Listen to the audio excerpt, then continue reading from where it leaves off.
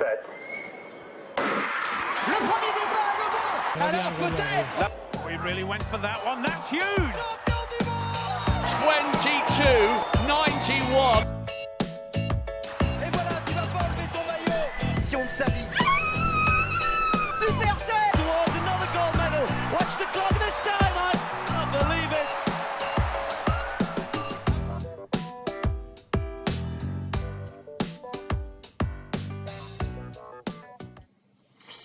Bonjour à tous et bienvenue pour cette déjà 5e émission de On va s'y atteler. Donc ce soir on portera une attention toute particulière, comme vous avez dû voir sur la fiche de présentation, à la NCIA, puisqu'en plus on recevra Alizé Minard qui a terminé deuxième au lancer de javelot sur ces championnats NCIA. On va vous les présenter, nos invités, juste un petit peu après.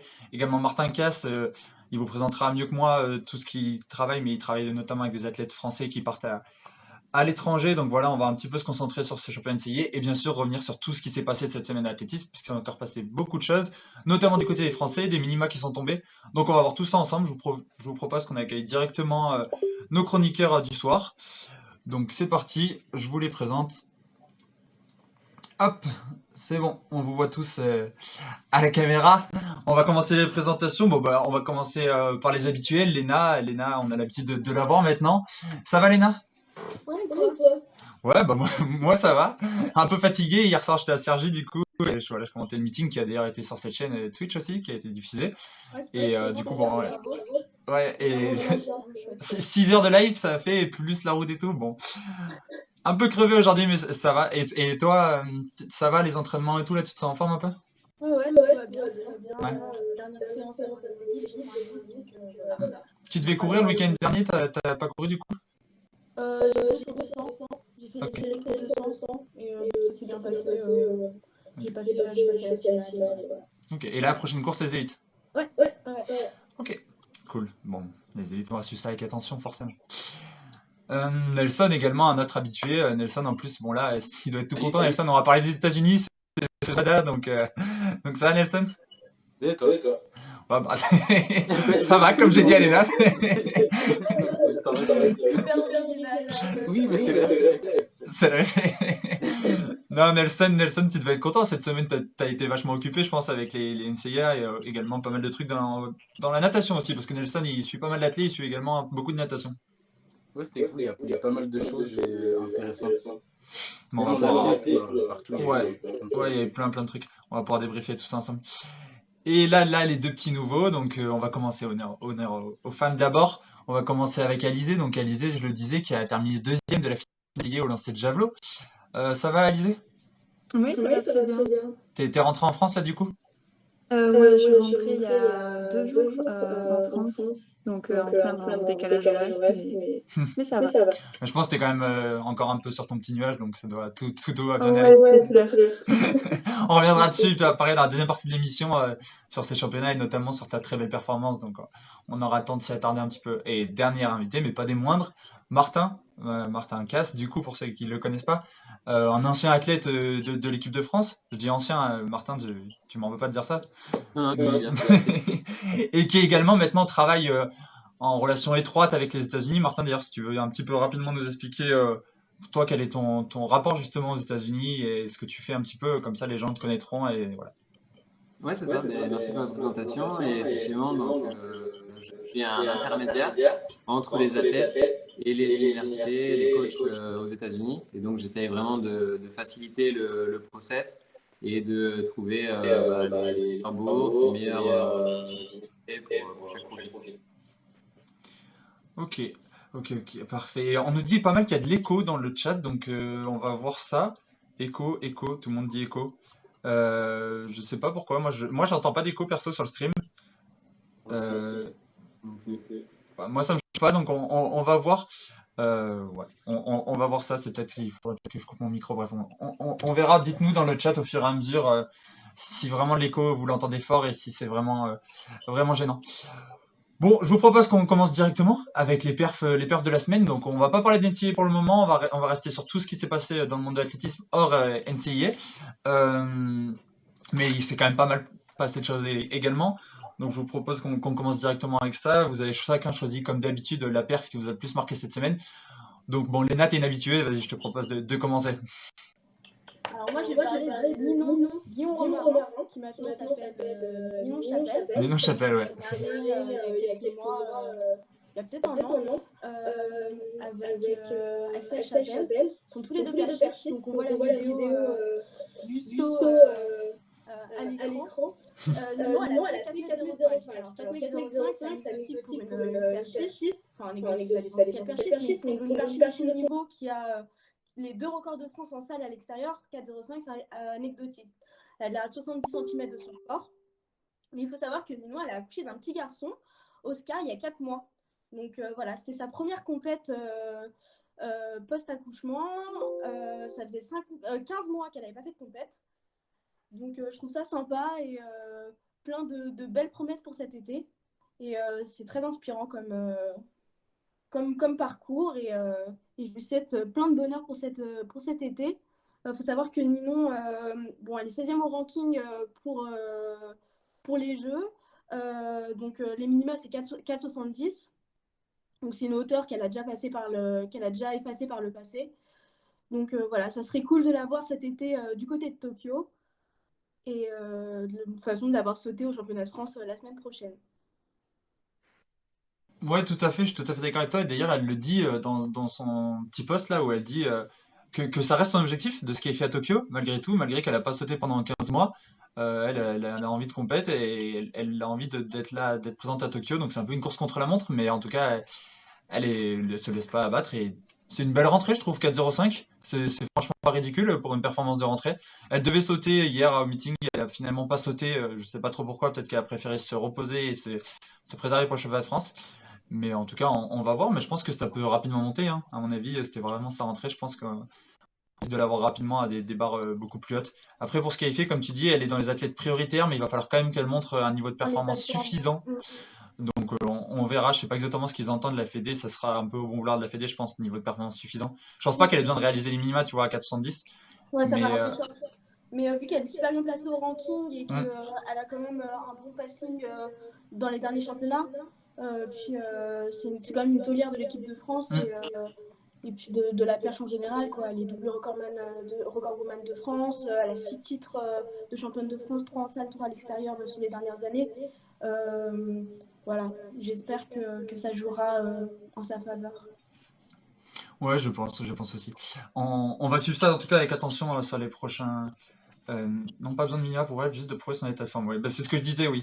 Prouver son état de forme, on ne sait pas exactement ce que ça veut dire, mais je pense, moi, qu'aux alentours de 4,50 m, par exemple, il risque de l'année, surtout on sait qu'elle revient à la compète et du coup qu'elle risque encore de monter en forme. Si jamais elle va au JO, elle sera encore sûrement plus en forme qu'elle sera au championnat de France. Donc, Et puis, on dit souvent que la perche, c'est comme le vélo, ça ne s'oublie jamais. J'étais dans un ancien club de perchisme à Aulnay, plus jeune, et c'était toujours le credo. Donc, je pense qu'il faut juste se remettre en selle physiquement, et puis techniquement, ça passera derrière. Ouais, tout à fait d'accord. Je sais pas si quelqu'un veut réagir sur Ninon ou si on enchaîne. Non, c'est bon, personne. Non, vous avez tous les perfs, c'est vrai qu'il y a une liste dont je sais qu'à Toulouse, Djilali Bedrani fait partie. Et donc, c'est vrai qu'ils ont eu l'information qu'ils doivent courir sur leur distance. Donc, tout le monde, normalement, il n'y aura pas de passe droit. Tout le monde doit courir sur sa distance. Mais il y a ceux qui ont déjà fait les minima et ceux qui étaient présents en 2019, qui étaient finalistes au monde.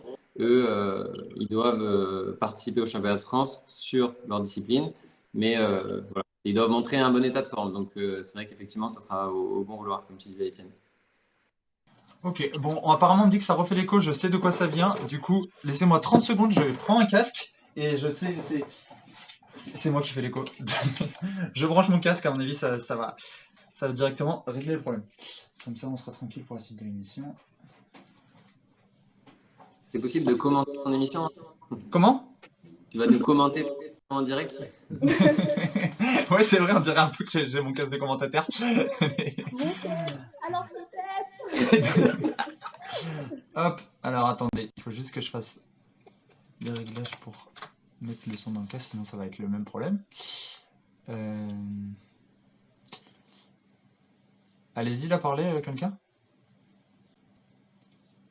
Eh non, je ne vous ai pas dans le casque.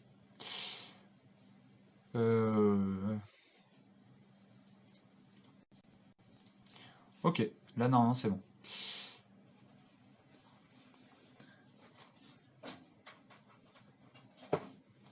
Là, allez-y, parlez. Léna? Non, putain, merde. Je vous entends plus. C'est étonnant cette histoire.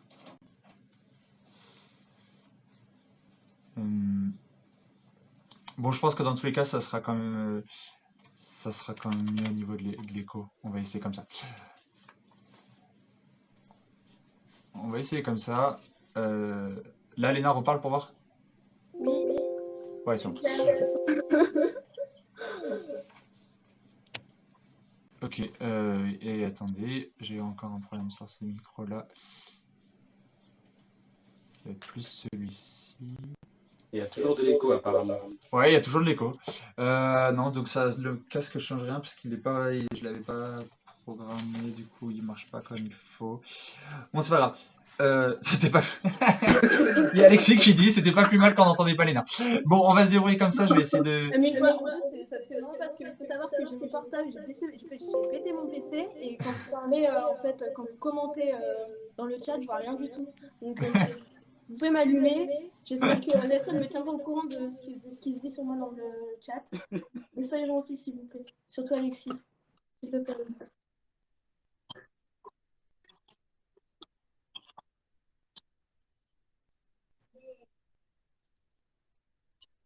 Ah mince, j'étais mute, désolé. Je dis on va enchaîner sur les performances. Et Nelson, toi, tu voulais nous parler de quoi justement qui t'a marqué cette semaine? Bah, moi j'ai choisi Jasmine Camacho-Quinn, qui est en train, elle est sur un nuage en ce moment sur le 100 mètres. Elle est invaincue, elle a fait 12 courses cette saison, 11 courses gagnées, juste une où elle fait un faux départ. Enfin, mais à Jacksonville. Et depuis son changement de coach, elle est beaucoup plus forte. Mais c'est vrai, juste excusez-moi, c'est vrai que j'entends un écho. Ouais, c'était juste gênant. J'entendais ma voix. Je voulais juste en fait, en 2016, je crois que elle touchait la haie en demi-finale justement du 100 mètres. Et elle ratait la finale d'un rien, justement, elle touchait sa haie et puis elle tombait. Et ensuite, depuis, elle a changé de coach. Elle s'entraîne avec Gary Evans, le même coach que Steven Gardiner. Et là, actuellement, elle est en train d'enchaîner les gros chronos. Cette saison, elle a commencé à 12,47 en avril, trop vantée. Puis ensuite, elle a fait 12,32 2 semaines après, à sa deuxième sortie, justement, sa deuxième sortie. Elle fait la 7e meilleure performance de l'histoire. Puis depuis, elle enchaîne les chronos en moins de 12,6. Là, sa dernière sortie à Angelo, elle a fait 12,44, puis 12,38 en 4 jours. Et il y a eu 4 jours entre les deux courses. Puis je la trouve impressionnante. En plus, elle est polyvalente. Elle court bien sur 200 mètres. Elle a fait 22,91 en salle. Et elle a un record personnel de 22,40 en extérieur. Et elle fait aussi des 4 x 400 mètres. Puis là, je trouve qu'elle est vraiment bien partie pour justement gagner une médaille au jeu. Pourquoi pas même le titre et puis mettre fin à la domination américaine. Puis en plus, elle a fait bon choix. Je trouve qu'elle aurait pu courir pour les États-Unis, mais elle a choisi de courir pour Puerto Rico. Comme ça évite justement de passer par les sélections, voilà, les sélections américaines, justement. Le truc est vraiment pitoyable, quoi.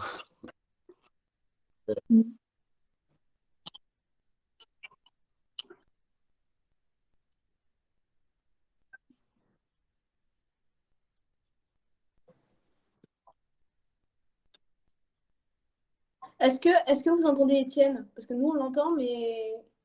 Ah oui, on n'entend pas.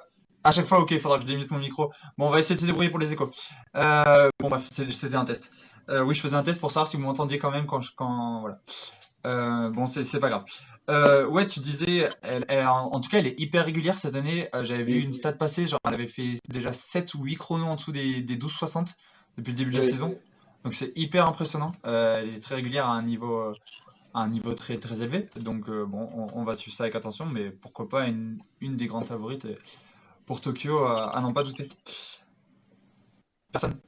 N'hésitez pas, si vous avez un truc à rajouter, vous le dites direct, sinon j'enchaîne. Alizé, toi tu voulais nous parler d'un Français.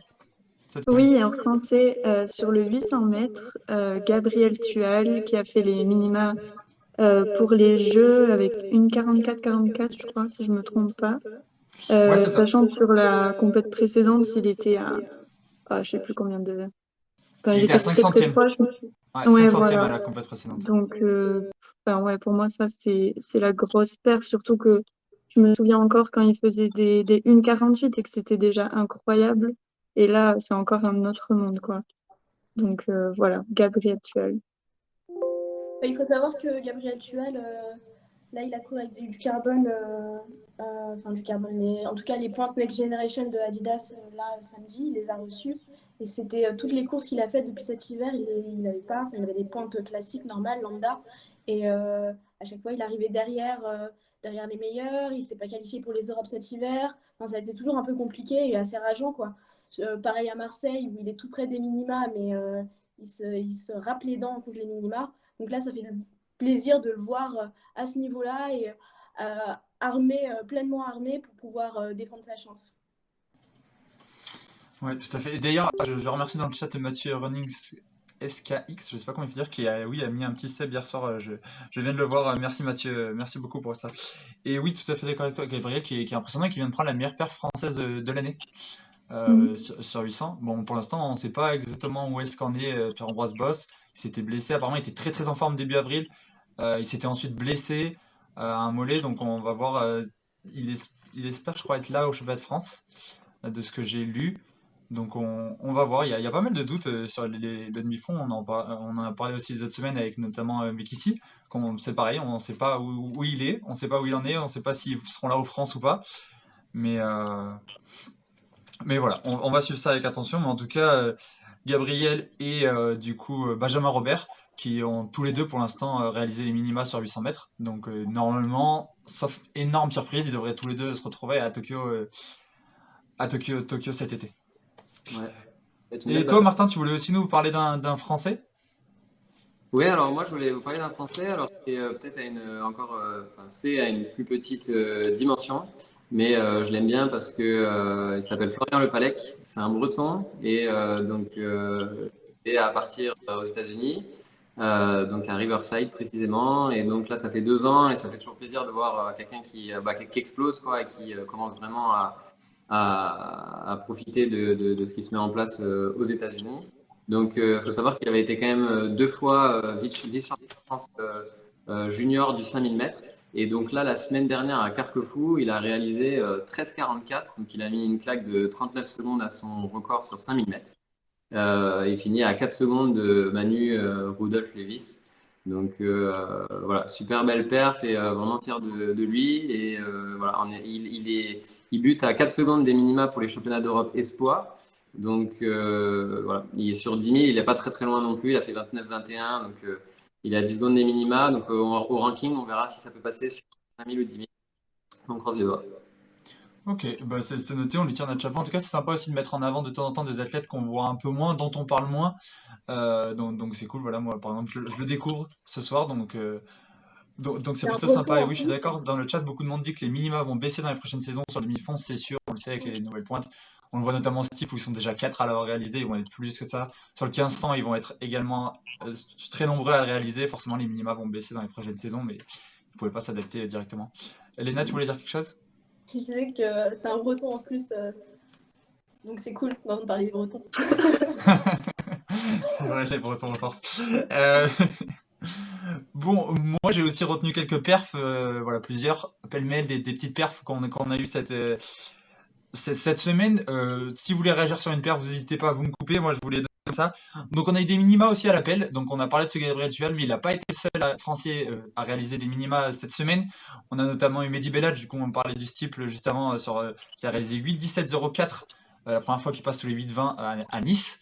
Donc voilà, ils sont actuellement 4 à avoir réalisé les minima sur le 3000 mètres steeple.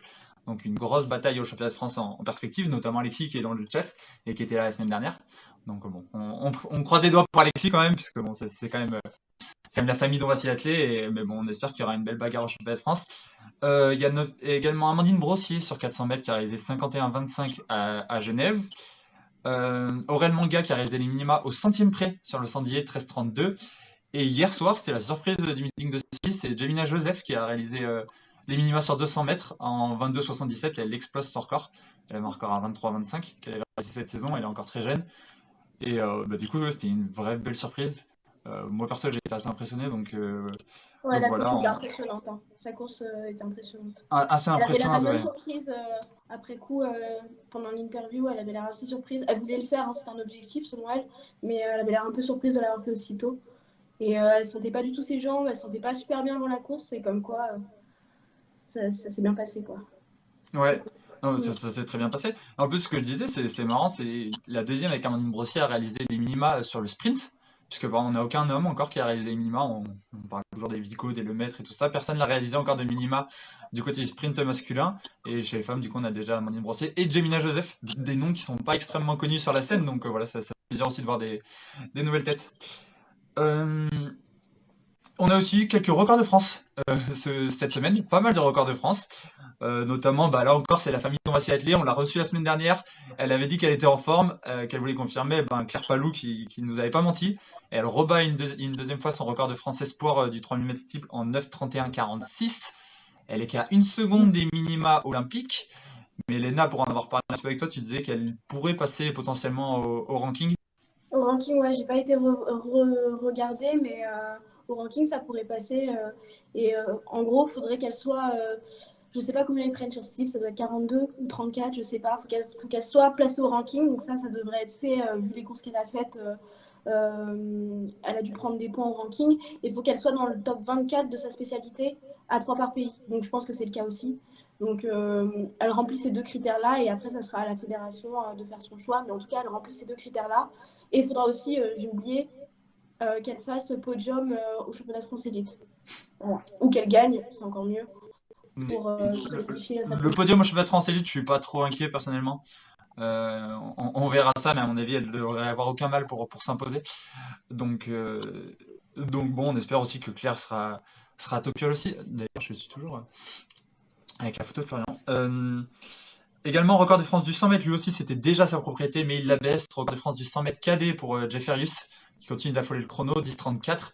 Et je crois qu'il fait 10,35 en finale, il fait 10,34 en série, du côté de Strasbourg. Donc voilà, la petite pépite du 100 mètres français, qui continue à faire parler de lui et qui va jouer trouble fête dans 10 jours à Angers, au championnat de France, sur la ligne droite.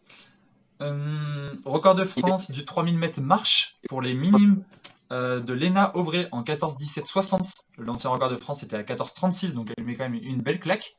Je crois qu'on avait parlé, je crois que c'était Étienne qui nous avait parlé il y a quelques semaines justement qu'il y avait pas mal de filles qui émergeaient à la marche. C'est vrai qu'on n'a pas eu, historiquement, on n'a jamais eu de très bonnes marcheuses. Et là, on voit pas mal de jeunes qui émergent, catégorie jeune et même chez les seniors, mais des jeunes seniors, comme Héloïse Le Terrec, ouais, c'est ça. Donc voilà, donc ça fait plaisir d'avoir des marcheurs aussi. On sait qu'on a toujours eu plutôt des bons marcheurs. Yoann Diniz qui avait amené avec lui quelques bons marcheurs comme Kevin Campion et tout ça. Mais là, chez les femmes aussi, donc voilà, ça fait plutôt plaisir. Et le dernier record de France, c'est celui de Théoura Tepaille qui vient de battre au lancer de javelot. Il vient de faire 80,86 m. Il avait déjà fait 80 mètres cette année. On était déjà hyper content parce que voilà, le lancer de javelot, pareil, ça n'a jamais été notre point fort en France. Et ça faisait des années qu'on n'avait pas eu un lanceur à 80 mètres. Et là, il a encore battu son record. Le record de France, il était détenu par Stéphane Laporte depuis 1986 à 80 mètres 76, donc il rajoute 10 cm.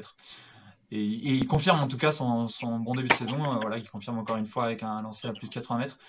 Donc pareil, j'ai hâte de voir la suite et en tout cas ça fait plaisir, il va aller faire le championnat d'Europe Espoir, lui, et parce qu'il est espoir. Et pourquoi pas une médaille ou quoi, mais en tout cas voilà, on a Alizé, on a Théora, là on a quelques lanceurs de javelot qui émergent et ça fait bien plaisir. Voilà, comme je disais, le javelot ça n'a pas toujours été notre point fort en France et là ça fait plaisir, on en a quelques-uns qui émergent, donc voilà, moi je suis bien content pour ça, qu'on soit représenté sur toutes les disciplines. Je voyais Vincent dans le chat, Vincent qui va être content de cette news. Le 800 mètres français qui se porte très très bien. On notera les chronos de Baptiste Michler, une 45,37 et Katia Nasrani, une 45,52. On a déjà parlé des 2 autres Français qui ont réalisé les minima. Mais surtout, ce qu'il faut noter, c'est qu'il y a déjà 12 Français qui ont couru en moins de 1,47 sur le début de saison. Alors oui, on parlait forcément, les repères sont un peu bouleversés avec les nouvelles pointes. Mais quand même, voilà, 12 Français en moins d'une 47. Vincent, il tablait sur ça sur la fin de saison. On les a déjà fait. Voilà, donc c'est assez impressionnant. Notamment à Strasbourg, il y a eu une très très grosse course ce week-end. Pas ce week-end, hier soir. Ouais, à Angers, ça va être énorme aux France. Rien que pour rentrer en finale. Rien que pour rentrer en finale, ouais. Il y a une densité qui est énorme et je pense que ça va être chose à regarder. Ouais, il va falloir courir très très vite et ouais, la finale va être sympa. D'ailleurs, pour se qualifier à Tokyo, ils sont obligés de faire podium du coup, Benjamin et Gabriel. Je sais pas s'ils sont obligés, non. Mais je crois que c'est une des... Enfin, il y a plein de cases à cocher. Plus tu coches de cage, plus tu es sûr d'y aller. Après, ils ont déjà fait les minima, donc je sais pas trop la priorité entre les différentes modalités. Mais je pense que, ouais, et vu la densité qu'il y a derrière, ça pousse quand même derrière. S'il y a une grosse finale, il pourrait y avoir 1 ou 2 mecs à refaire les minima derrière. On ne sait jamais, on n'est pas à l'abri de ça. Donc, le plus safe serait de faire podium, effectivement, pour ces deux-là, en tout cas. Ouais, bien sûr de faire le podium, mais c'est ce que je voulais dire, c'est que le podium finalement sera pas aisé, quoi. D'habitude, en 44, tu fais le podium tranquillement, et là, le podium, il va être très cher. On sait jamais sur une course qui part doucement. Il peut y avoir des très bons finisseurs. Après, c'est tous les deux des très bons finisseurs, donc bon, on n'est pas trop inquiet pour eux, mais quand même.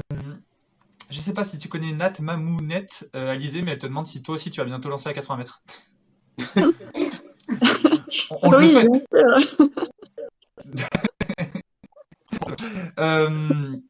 sûr. Sinon, on continue du côté des Français. De belles performances. On a eu un très bon 1500 mètres de Sarah Ben Fares en 4,8,40. On avait parlé d'Aurore Fleury qui avait également réalisé 4,8. Ça faisait plus de 10 ans qu'on n'avait pas vu des filles courir aussi vite sur le 1500 mètres. Sarah Ben Fares, elle, où il y a un petit. On ne sait pas trop justement si elle va courir pour la France, pour les États-Unis, n'importe quoi, pour l'Allemagne. Au départ, elle avait dit qu'elle courrait pour l'Allemagne, mais finalement, la décision apparemment n'est pas arrêtée. Non, ouais, je vois Léna qui est un peu surprise. Non, apparemment, la décision n'est pas encore prise, n'est pas encore arrêtée.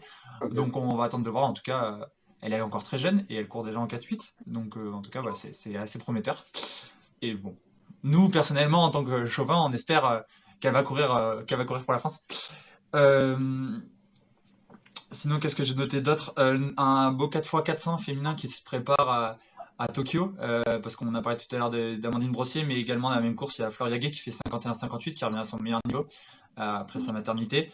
Et il y a également Sorna Lacoste qui a réalisé 52-32 ce week-end à Stockholm en Suède. Malheureusement, Sorna s'est blessée hier. Je sais pas, j'ai pas trop de nouvelles si c'est très grave ou pas. Mais hier, elle se blesse et vraiment, c'était assez choquant. Au bout de 100 mètres sur son 400, elle s'arrête directement en se tenant la cuisse. Ça sentait quand même la grosse blessure. Je sais pas si Étienne, par exemple, a des nouvelles dans le chat, mais voilà. On va suivre ça avec attention parce que rien de grave. Étienne nous dit rien de grave pour Sorna. Ok, c'est assez rassurant parce que voilà, ça allait être aussi un des piliers du 4x400. Surtout, c'est une fille qui court 52-30, mais qui est très très mauvaise partante. Donc je pense que lancer, c'est une fille qui peut courir très rapidement. Donc bon, je pense qu'on peut avoir un bon relais à Et Tokyo. puis, il y a plein de filles qui poussent derrière aussi. Ouais, Un mais peu moins complètement. 53. Il y a Diana Esquet qui a fait sa rentrée hier en petit 53. Élise Trincler, Shana Grebo qui est ma compagnonne d'entraînement qui a fait 52-8 je crois, ou 52-9. Donc ça peut faire avec de l'émulation un truc sympa sur le relais. Non, mais les places vont être super chères là aussi parce que il y a déjà 8 filles qui ont couru en 52 cette année, quoi, en 52 ou moins, en tout cas en moins de 53. Et tu l'as dit hier, il y a Ellie Strinkler qui a battu son record personnel qui fait 53,05 je crois, tout proche des 52 secondes. Et Diana Esquet qui pour sa rentrée réalise 53,10 ou 53,15 alors qu'elle fait un énorme 300 premiers mètres. Elle a du mal à terminer mais c'est normal, c'est son premier 400. On sait que le 400, voilà, il faut encore plusieurs pour justement pouvoir bien terminer. Mais rien qu'aux France, je pense, Diana Esquet, je suis sûr qu'elle courra en 52 aux France dans 10 jours. C'est sûr. Donc il va y avoir une énorme bagarre pour être dans le relais. Donc c'est plutôt intéressant justement. Elle aussi, on l'avait reçue dans On va s'y atteler, Laura Valette qui confirme son bon début de saison. Quand elle était venue, elle était un petit peu blessée, mais visiblement ça va mieux pour elle puisqu'elle a réalisé 12,87 et elle a remporté le meeting de. Je sais pas si quelqu'un sait où c'était le meeting, je vais oublier. Mais je sais plus où c'était, mais elle a remporté le meeting en tout cas. Et Sirena Samba Meile qui avait fait 12,97 en série. Oui, c'était à Genève, exactement. Merci Alexis de suivre. À Genève et du coup elle s'impose en 12,87. Encore une fois à 3 centièmes des minima. Elle aussi on espère que peut-être au ranking ça peut passer pour elle. Ou que ça passe à Angers, ça peut passer à Angers. Oui, ou ça passe à Angers, oui, carrément. Mais après, c'est Angers, le problème c'est que ça peut être qui tout double, on sait jamais les conditions qu'il va y avoir, tu vois. Mais bon, au ranking, elle a quand même réalisé déjà 2 fois 12,87 depuis le début de saison, donc on va voir ça. On en parlait aussi tout à l'heure dans le chat, le sprint français masculin qui eux n'ont pas réalisé les minima mais qui se portent quand même plutôt bien puisqu'on a eu ce week-end 10-12 pour Amaury Golitin, les 10-26 et les 20-37 de Mohamedou Fall, les 20-69 de Christophe Lemaitre qui lui aussi était passé dans l'émission et moi la surprise du week-end, les 20-53 de Jeffrey John que j'avais complètement oublié, honnêtement, qui avait plus couru aussi vite depuis 2017. déjà sur 100 mètres, il nous avait impressionné. Il bat son record hier pendant le meeting de Sergi. Il bat son record qui datait de 2014 sur 100 mètres. Et il fait 10,40, quelque chose comme ça. Et ensuite, il claque un 20,53 en finale du 200. Donc, Jeffrey John, qui se rappelle au bon souvenir des sélectionneurs, à quelques semaines des Jeux Olympiques, il dit je serai là pour le relais. On sait que c'est un très bon vireur. Voilà. Apparemment, il a envie d'aller à Tokyo, au moins dans le relais. Et. Donc, pourquoi pas, hein, quand on court 20,50 au 200, c'est pas ridicule d'espérer être dans le relais français. Hein. Ouais. Et il pourrait faire du bien justement au relais. On termine avec le sprint avec Thomas Jordi qui a battu son record 45-49, qui bat son record d'un centième sur 400 mètres. Thomas qui fait un très bon début de saison et qui est très très régulier sur toutes ses sorties. Donc lui aussi, ça m'étonnerait pas qu'il claque un gros chrono à Angers puisqu'il est vraiment très très régulier autour de 45-4-5 depuis le début de saison. Donc voilà, un moins de 45, franchement, ne m'étonnerait pas de la part de Thomas Jordi. J'ai bientôt fini. Les 8038 points de Ruben Gado qui redépasse 8000 points. Ça faisait un moment que ça lui était pas arrivé, notamment avec un beau 5,30 m à la perche. Les 5,75 d'Ethan Cormont et les 5,73 d'Alion Sen. Pareil hier à Sergi. Lui aussi, c'est une bonne nouvelle puisqu'il s'était fait opérer. On en avait parlé récemment. Il s'était fait opérer assez gravement de l'épaule. L'année dernière et il fait son retour cette saison sur la piste et il bat déjà son record. Donc franchement, je pense qu'Alion était tout content hier justement et voilà, lui aussi il se rappelle au bon souvenir de ses adversaires et il dit je serai là. On sait que sur la perche il y a déjà 2 places qui sont réservées pour les frères Lavillenie. Il en reste qu'une. Ils sont beaucoup à la vouloir, notamment Ethan Cormont, notamment Alion Sen, notamment Anthony Amirati, le junior. La bagarre va être belle. Mais en tout cas, je pense qu'on aura 3 beaux représentants à Tokyo. C'est sûr qu'ils seront 3 à mon avis. Et je pense qu'on aura 3 beaux représentants à Tokyo et des belles chances de médailles à la perche, comme d'habitude. Et on termine aussi par une perf qui me surprend tout le temps venant de lui, mais en final c'est plus surprenant parce que c'est un habitué du fait, mais c'est Benjamin Compaoré qui à chaque fois on pense qu'il est enterré, qui fait beaucoup de blessures. On sait que le triple saut c'est difficile, c'est très traumatisant. Il s'était blessé, il avait changé de pied d'appui, voilà, il a eu du mal, il revient à chaque fois. Et là il claque 17,03 m ce week-end. Donc ça fait un petit moment qu'il n'avait pas sauté au-dessus de 17, il avait déjà fait 16,96 en début de saison. Donc voilà, Benjamin Compaoré, pareil, il fait partie de ces athlètes qu'il ne faut jamais enterrer. Et lui aussi pourrait, pourquoi pas, aller à Tokyo. On verra dans 10 jours au championnat de France, mais bon, ça m'étonnerait pas du tout qu'un mec comme ça claque les minima au championnat de France, et ça serait bien son style, justement, d'être toujours en forme au bon moment. Donc on verra ça. Voilà du côté des Français. Je sais pas si vous avez quelque chose à... Oui, moi je voulais rajouter quelque chose. Vas-y, Nassan. Je voulais rajouter sur le maître, il a été touché au mollet, il me semble. Ok. Et puis Pascal Martino Lagarde, c'est pas sûr qu'il fasse les championnats de France. Parce que là, il devait courir en Pologne, mais apparemment il a déclaré forfait. Il y a une bursite. Hein? Une bursite. Ouais, voilà. Et puis là, vu qu'il a le statut d'athlète prioritaire, c'est pas sûr qu'il fasse les championnats de France. Et qu'il revient, je pense qu'il devrait reprendre la compétition en Hongrie aussi, le 6 juillet. Ouais, Compaoré nous dit qu'il est qualifié vers le ranking, oui, ça m'étonne pas. Et ouais, Pascal, comme tu disais, qu'il a le statut d'athlète prioritaire, mais comme on le disait avant, justement, pour. J'ai oublié son nom. Pour Chapelle.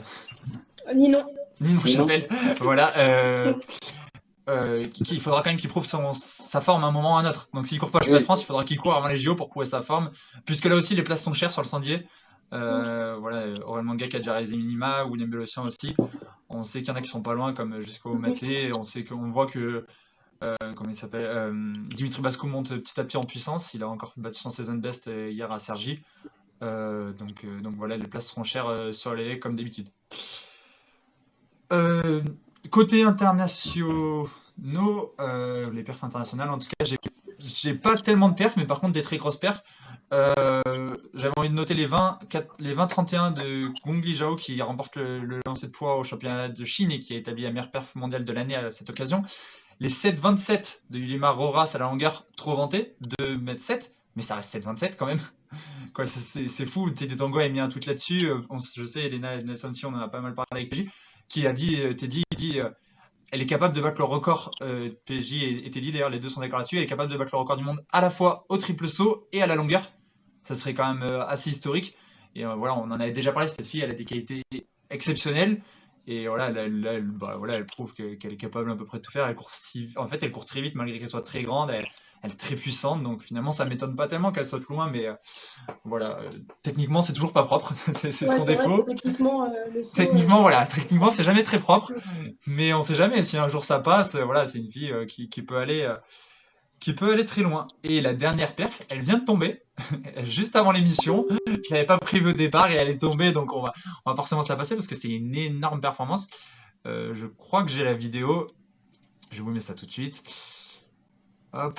Pour ceux qui ne l'auraient pas vu, la perf qui vient de tomber, c'est les 10,63 de Blessing Okakbare, qui vient de réaliser 10,63. Alors là, on mettait 2,7 devant. Apparemment, selon la fédération nigériane, il n'y aurait finalement que 1,7 devant, donc une performance qui serait homologuée. En tout cas, 10,63, ça serait la deuxième meilleure perf mondiale de tous les temps sur la distance, juste derrière égalité avec les 10,63 chez Hélène Fraser-Pryce qu'elle a réalisé il y a quelques semaines. Donc Blessing Okakbare, assez impressionnante. Je ne sais pas si quelqu'un veut dire quelque chose sur Blessing, mais c'est quand même un chrono vraiment impressionnant. Moi, je l'attendais pas du tout à ce niveau-là, quoi. Moi, ça m'étonne pas spécialement. Parce qu'après, comme Pidgey, il avait dit que justement, cette année, à l'entraînement, il faisait des trucs assez dingues. Et après, quand il a eu les vaccins et tout, ça l'a un petit peu affaibli.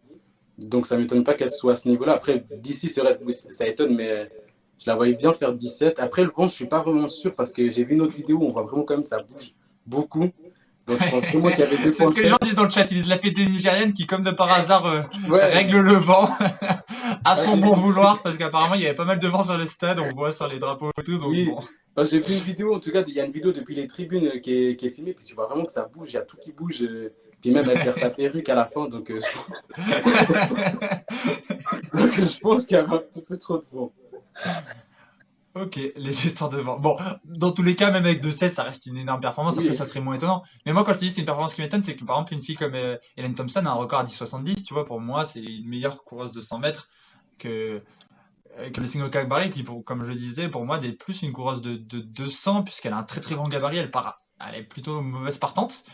Mais bon, elle finit tellement fort. Son deuxième 50 est vraiment impressionnant. Donc bon, c'est pas non plus la surprise du siècle, mais ça reste une grosse performance et quand même une belle surprise. Et voilà, moi j'ai fait le tour de mes perfs de la semaine. J'ai quelques petites actus à côté si vous voulez réagir dessus. Mais voilà pour les perfs. Côté actu, on a le forfait d'Alice Finot qui vient de l'annoncer. Justement, on parlait un petit peu avant du steeple avec Claire Palou, Alice Finot, qui elle aussi est spécialiste du 3000 m steeple et qui a annoncé, qui est vice-championne d'Europe du 3000 m en salle et qui a annoncé qu'elle renonçait à la saison estivale pour une blessure au tibia. Donc voilà, on la verra pas. Apparemment, Alexis en est très triste, mais on la verra pas cet été. Également, une autre qu'on verra pas cet été, c'est Shelby Ouliden. Donc, qui elle vient de se faire prendre par la patrouille et qui a pris 4 ans de suspension pour un contrôle positif qui a remonté à janvier. Donc, Shelby Ouliden, pour ceux qui ne la connaissent pas, elle a quand même fini 4e au championnat du monde à Doha et elle a couru 3,54 sur 1500 mètres. Ce qui est drôle dans l'histoire, c'est quand même son explication qui a dit que ça vient de... Alexis, encore une fois, qui est triste. Son explication, elle dirait que ça vient d'un burrito qu'elle aurait mangé la veille. Moi, je vous ai pris quand même un petit tweet là-dessus. Le tweet de Jamie Webb, le spécialiste du 800 mètres, du 800 mètres britannique, qui a dit je savais pas que les burritos pouvaient donner qui pouvaient permettre d'augmenter notre masse musculaire et de permettre d'augmenter notre force. Si je l'avais su, j'en mangerais plus souvent, un truc comme ça. En gros, voilà, pour se moquer d'elle, on va pas plus détailler là-dessus, mais c'est vrai que l'histoire a en tout cas prête à sourire, l'histoire du burrito. Je voulais juste revenir aussi sur Oriane, parce que justement, on demande dans le chat, on dit qu'elle est encore sur la start list du 1500 mètres. Apparemment, comme elle fait appel, elle aura le droit de courir les sélections américaines. Mais après, il y a beaucoup justement de journalistes qui sont un peu surpris parce que contrairement à Brianna McNeil, elle a fait appel au TAS et puis la décision du TAS, elle n'est pas encore passée, mais Oliane, elle a perdu face au TAS. Et donc, ils savent pas du tout où elle a pu faire justement appel et qu'est-ce qui l'autorise justement à courir aux sélections américaines. Ce qui est un peu qui peut laisser justement un précédent justement de la faire courir là. Ouais, c'est vrai que c'est étonnant, mais même Brianna McNeil, bon après voilà, ils font appel, donc ils les laissent courir dans le doute. Mais bon, c'est toujours étonnant. Ouais, mais justement, Brianna McNeil, elle n'est pas encore passée devant le TAS. Et puis elle, justement, William, elle est passée devant le TAS, elle a perdu. C'est pour ça que... Ouais, mais peut-être qu'elle a fait appel. Il y a 50 000 tribunaux, elle a fait appel quelque part d'autre. Devant le tribunal suisse, justement. Ouais, c'est ça. On parle de la chômérite aussi, qui était pas mal en termes d'excuses. Il y a des switchers aussi. On repart du côté des Français. Une news sur laquelle je voudrais ton avis, Martin. Morad Amdouni qui a annoncé qu'il voulait doubler le 10 000 et le marathon aux Jeux Olympiques. Toi, t'en penses quoi de ça, toi qui est un demi-fondeur aguerri? Ouais, alors moi je pense que C'est dur ou Morad. pas? Comment? C'est dur ou pas de doubler 10 000 et des marathons? Ah oui, je pense que doubler n'importe quelle distance, c'est dur. Il y en a qui sont particulièrement durs. Là, sur les jeux, après, il faut voir comment c'est positionné. Je ne sais pas si le marathon est avant, j'ai un doute. Mais Non, je dans crois tous que les c'est cas, 10 000 puis marathon. ouais, ouais. Dans l'autre sens, Ben, c'est limite impossible. Après un marathon, tu peux pas faire un 10 000, c'est impossible. ouais, ouais, ouais. Et même faire un marathon après un 10 000, c'est quand même super chaud. Ça paraît quand même mission impossible. En même temps, avec Morad, on ne sait pas. Il est capable de tout. C'est un fou dans sa tête, donc why not? Ça paraît compliqué, quoi. En tout cas, Alexis Il y et a quoi en... Stéphane Bertrand ouais, qui s'amusent sur le chat et qui sont fans de tous les athlètes dont on parle actuellement, apparemment. D'accord, ok. Et Je vois pas le, ce qu'il y a dans le chat, mais je pense que ça doit Ouais. bien bouger. juste pour c'est le 10 000 qui est en premier, qui est le vendredi. Et Ouais, ensuite, 10 000 c'est puis 9 marathon. jours après le marathon.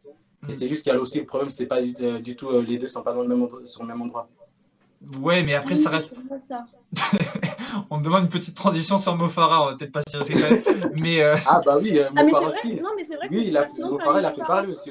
Ouais, parce que allez, allez, Nelson, parle-nous de Mo Farah, parce que Ah c'était toi qui était énervé cette semaine par Mo Farah. Oui, bah, moi ça m'a énervé parce que Mo Farah, justement, il aura un peu comme un passe-droit, justement, durant les sélections britanniques, on va lui faire une course un petit peu montée pour qu'il aille chercher les minima. Et ce que je trouvais un petit peu nul et puis injuste, justement, pour les. Je crois qu'il y en a déjà quand même 3 Britanniques qui ont déjà fait les minima, je crois, il me semble. En tout cas, il y en a certains qui l'ont justement devancé à la Coupe d'Europe. Et Un donc, petit je trouvais ça passe-droit, quoi. vraiment pas top, justement, pour eux que pour Mo Farah, on fasse une course montée, puis eux, ils n'ont pas eu cette chance, quoi. Et puis la Coupe d'Europe servait de course de sélection surtout. Oui, voilà, C'est ouais, leur c'est ça. course de sélection et normalement quand on fait une course de sélection, c'est une course de sélection et on s'arrête là. Et il a comme un bonus, course bonus pour pouvoir faire ses minima. Ouais, ouais, c'est vrai que ça paraît pas hyper juste comme décision, mais bon, on verra ça. En tout cas, juste pour finir sur Morad Amdouni, moi, ça me paraît. Le 10 000 et le marathon, ok, c'est 2 épreuves de demi-fond, mais c'est quand même pas la même préparation, quoi. Pour un marathon, il faut quand même vraiment bouffer des bornes et tout. Le 10 000, c'est quand même un petit peu plus rapide. Et en plus, il annonce apparemment qu'il viserait une médaille olympique. Alors, je sais pas, c'est Ronix qui a marqué ça aujourd'hui. Je sais pas du tout si c'est vrai que c'est lui qui l'a dit ou pas. Apparemment, il irait pour viser une médaille olympique. Alors, on sait jamais avec Morad, mais bon, quand même, ça me paraît difficile de Pourquoi préparer les 2 distances et de viser une médaille. Oui, Léna, tu veux dire quoi? Il viserait potentiellement une médaille olympique sur 10 000. Ouais, plus sur 10 000, je pense que sur marathon, ouais, à mon avis. Je pense quand même. Mm. Mais je sais pas, moi, voilà, j'étais pas fan de cette décision. Je me dis que c'est difficile. Je sais pas si c'est vraiment nécessaire, lui, ce que ça va lui apporter, et puis potentiellement, il pourrait prendre la place de quelqu'un d'autre sur 10 000, on sait jamais, ou sur marathon, notamment, on sait que Mehdi Frère est pas très content de pas être sélectionné sur le marathon, donc si Morad pense qu'il a plus de chances sur 10 000, peut-être laisser sa place, voilà. Bon, en tout cas, bon, c'est sa décision, et il est en droit de la prendre, donc voilà. Il est prioritaire sur les 2 épreuves, donc il n'y a pas de souci là-dessus. J'ai aussi une belle news. Je ne sais pas si vous êtes fan de football et si vous lisez souvent France Football. On va parler de France Football dans cette émission d'athlètes, notamment parce que Kylian Mbappé a répondu dans son interview à Kevin Meyer. Kevin Meyer qui a fait une interview il y a quelques temps dans France Football dans laquelle il disait qu'il aimerait bien faire un 100 mètres contre Kylian Mbappé. Kylian Mbappé qui a répondu cette semaine en disant « Avec plaisir, on a la même avocate qui s'occupe de leurs droits, donc on va s'organiser ça ». Voilà, moi je suis hype en tout cas. Je pense que Kevin, comme ils disent dans le chat, je pense que Kevin va le graille, mais ça va être sympa. On en parlait avec PJ, ça peut être quelque chose qui peut remettre un petit peu de visibilité sur l'athlète, permettre de mettre un peu de lumière sur l'athlète. Kylian Mbappé, voilà, c'est une personne qui est une méga star en France. Donc si on peut parler un peu d'athlète grâce à ça, pourquoi pas. Hein. Je sais pas trop ce que Martin, ce que vous pensez de ça, de ce genre d'initiative, mais moi je trouve que c'est plutôt une bonne idée. Moi, je pense aussi, faut que ce soit du spectacle. Donc, de temps en temps, il faut inviter une star du rugby, une star du foot, et se mesurer à d'autres athlètes. Bon, c'est clairement, ils n'ont pas beaucoup de chance. Ils ont un vrai spécialiste de la discipline. Mais ça permet quand même de s'amuser et de populariser l'athlète, c'est clair. Élisée, tu penses la même chose? Ouais, carrément. Parce qu'il y avait eu aussi il y avait eu des débats, je crois, avec Foot US et Athlète, Ouais. Ouais. pas mal, et ils disaient qu'ils étaient bien plus rapides que certains athlètes, et enfin, après, ils comparaient des choses pas comparables, quoi. Ouais. Mais Donc, ouais, ça justement, peut être intéressant. on l'a eu l'exemple là aujourd'hui dans la Gazzetta dello Sport, parce que Kylian Mbappé a couru à 37,6 contre l'Allemagne pour le premier match de la France. Donc ils ont fait la comparaison avec Bolt, 37,6 en pointe, 36 de moyenne.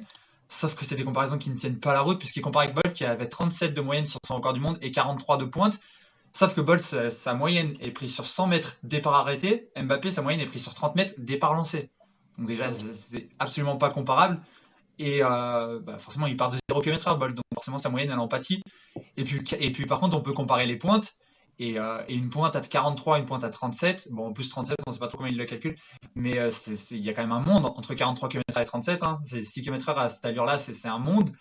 Donc bon, faut pas... Mbappé face à Shane Price. C'est Nelson qui propose ça. C'est vrai que ça pourrait être pas mal.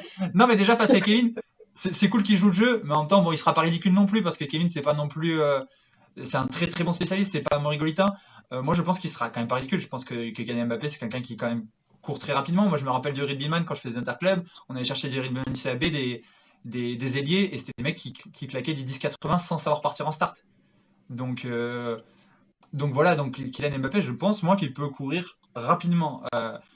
Il suffit qu'il fasse une ou deux séances, et à mon avis, c'est quelqu'un peut-être qui peut faire un 10-60, je sais pas, je pense qu'il sera vraiment pas ridicule. Mais d'un côté, il faut heureusement justement qu'il court pas contre un Morigolitain ou contre quelqu'un encore plus fort, justement. Donc au moins, ce sera sympa, ce sera chaud, on va suivre ça, et je pense quand même que Kevin va gagner, mais on sera là en tout cas pour le pousser. Kevin et Shannon ont presque le même record. Oui, c'est pas faux, 10-50 je crois pour Kevin. Anthony Pontier qui arrive sur le chat. Pourquoi Anthony Pontier est modérateur de ce chat? Qui a fait ça? C'est pas moi. C'est une très mauvaise idée. Je sais pas qui a fait ça, mais c'est une très mauvaise idée. C'est vraiment la pire idée. Il pourrait virer tout le monde à tout moment.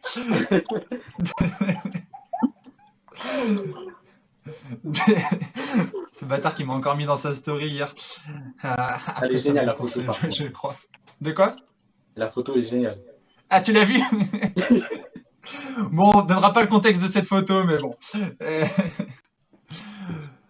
Bref, juste pour finir, Alexandre qui nous dit sans prépa, KMB doit valoir 10-5, 10-6. Je pense comme lui. Je pense 10-5, 10-6. Je pense que c'est pas trop l'éloigné à mon avis de ce qu'il vaut Kylian. Ça reste quelqu'un qui est quand même très explosif. Après, je pense que le 100 mètres va être long quand même. Sur un 60, il aurait quand même plus de chance à mon avis. Le 100 mètres va être très très long pour lui. On termine avec un truc, Nelson, là aussi, mais d'ailleurs, Martin aussi, Alizé aussi, d'ailleurs, vous êtes tous concernés par ça, à part peut-être Léna, je pense qu'elle s'en fout complet par contre. Mais tous les autres, c'est l'État du Texas, et c'est une grande avancée de l'État du Texas qui vient de donner l'autorisation aux students d'athlètes, donc aux étudiants athlètes, de pouvoir utiliser leur image et de pouvoir monétiser leur image, ce qui était interdit par la NCAA, et en gros, voilà, pour dire, les athlètes n'appartiennent pas à la NCAA. Donc voilà, je sais pas, un petit mot chacun là-dessus, de ce que vous en pensez, si vous êtes plutôt content sur ça, voilà. Alizé, vas-y, si tu veux commencer là-dessus. Mais c'est quelque chose qui a été validé ou ils en parlent? J'ai pas entendu. Non, ça a été validé par l'État du Texas. Alors, ça sera valable qu'au Texas, mais à partir du 1er juillet, tous les athlètes étudiants au Texas, ils auront le droit de monétiser leur image. C'est déjà le cas en Californie, il me semble. Oui, c'est déjà fait en Californie. Ok. Voilà, Ok. c'est des choses qui arrivent petit à petit. Ça va faire venir plein d'athlètes chez eux, ça, je pense, probablement, clairement. Ouais, je sais pas, enfin, ouais, j'ai pas trop d'avis là-dessus, à part le fait que, ouais, ça va probablement faire du mouvement. Mais, ouais, on nous interdit totalement, nous, enfin, du coup, je suis en Arizona, et c'est, voilà, interdiction stricte de vendre son image et d'utiliser le fait qu'on est athlète dans une université pour gagner de l'argent ou autre, d'ailleurs. C'est en fait le principe de la NCA qui est bâti sur l'amateurisme des athlètes. Et donc en fait, la NCA a toujours voulu maintenir ce principe. Et en même temps, c'est discutable parce qu'on se dit aujourd'hui, les universités gagnent beaucoup d'argent, un peu sur le dos des athlètes. C'est eux un peu les héros, quoi, et qui gagnent rien. Et puis du coup, on a aussi des fois des athlètes qui peuvent passer pro, et du coup, ils vont se dire, bon, fini la carrière universitaire, alors que au final, s'ils pouvaient profiter de leur image avec des sponsors, ils pourraient finalement rester un peu plus longtemps en NCA et la NCA ne serait que plus compétitive.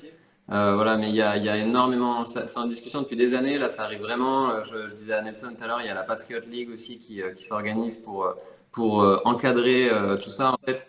Donc ça arrive vraiment, effectivement en Californie ça existe déjà depuis un petit moment. Et donc ouais, les athlètes s'ils peuvent gagner de l'argent, je pense que ça va, le niveau va être encore meilleur, quoi, parce qu'ils vont rester un peu plus longtemps. C'est ça. Nelson, tu veux rajouter quelque chose là-dessus? Oui, moi je trouvais que ça peut être justement utile. Surtout, je voulais prendre l'exemple de Matthew Bowling qui a un compte sur TikTok. Je crois qu'il a à peu près, il a bientôt le million. Et on Ouais. sait que sur TikTok, il y a des gens qui arrivent à se faire de l'argent, et ben lui, il peut pas le toucher. Et ça pourrait justement lui permettre de toucher cet argent-là, et puis même de rester plus longtemps en NCA. Ouais, non mais complètement. Surtout moi, voilà, ce qui me choquait un peu justement quand tu m'avais expliqué ça, Nelson, c'est que c'était justement ça, par exemple le TikTok, qui est ok, ça a un rapport avec son image d'athlète, mais c'est pas directement lié à l'athlète, tu vois, c'est pas des primes de compétition, et qui n'a pas le droit de toucher d'argent là-dessus, voilà, c'est vraiment sur son image other, qu'ils n'ont pas le droit de faire de pub ou j'en sais rien, qu'ils n'ont pas le droit de toucher d'argent sur les compétitions, bon, je peux peut-être l'entendre, mais sur de l'image, voilà, moi ça m'avait un peu étonné, je le savais même pas, donc voilà, en tout cas, les choses qui changent de ce côté-là. Donc, Alizé, l'an prochain, tu vas pouvoir te faire full thune. Malheureusement, non, parce que c'est ma dernière année d'éligibilité. Ah, Non.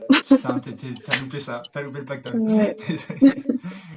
Bon, du coup, c'est une parfaite transition pour la suite. On va directement enchaîner sur les États-Unis et essayer. Juste, je fais moi aussi une petite parenthèse. Mathieu Running, du coup, SKX, je t'avais déjà remercié pour le subprime, et encore une fois, merci. Et pour les autres, pour ceux qui ne savent pas ce que c'est un abonnement à la chaîne. Vous pouvez suivre la chaîne gratuitement. Vous pouvez vous abonner à la chaîne, c'est payant. Mais par contre, si vous avez Amazon Prime, c'est gratuit. Et ça me permet, moi, de me soutenir de mon côté. Et donc, si vous avez Amazon Prime, vous avez l'abonnement qui est gratuit, parce que Twitch appartient à Amazon. Donc voilà, n'hésitez pas si jamais vous avez Amazon Prime, ça vous coûte rien. Et moi, ça me permet de gagner un petit peu d'argent. on enchaîne du coup avec les NCA, et là on va se tourner en priorité vers toi, Alizé. Non, on va commencer par Martin. Après sur toi, Alizé, parce qu'on aura pas mal de trucs à dire. Martin, toi, t'as couru en NCA? Ouais, j'ai couru en NCAA. J'étais dans ce qu'on appelle une mid-major, donc j'étais un peu comme Lena, pas dans une Power 5, donc pas dans une université qui appartient à ces 5 grosses conférences, dont la plus grosse est la SEC, SEC. Donc moi j'étais au sud du Texas et voilà, je suis parti en tant que coureur de 800 mètres. J'avais déjà été en France, j'avais déjà été finaliste sur 800, je faisais une 50. Et puis finalement avec les bornes et autres, j'ai fait la transition sur le 1500. Et comme Léna d'ailleurs, c'est ton anniversaire? Non, c'est pas ça. C'est Mathieu qui vient d'offrir un sub gift à Alexis. Du coup, Alexis, maintenant, t'es sub sur la chaîne et c'est Mathieu qui te l'a fait. Donc, merci encore, Mathieu, pour ça. Et bienvenue, Alexis. Voilà, t'es le 4e abonné de la chaîne. Bienvenue. Et du coup, ça fait un petit son. Je savais même pas que ça faisait ça. C'est pas moi qui ai mis cette animation avec le petit cadeau et tout, mais voilà. Vas-y, Martin, continue.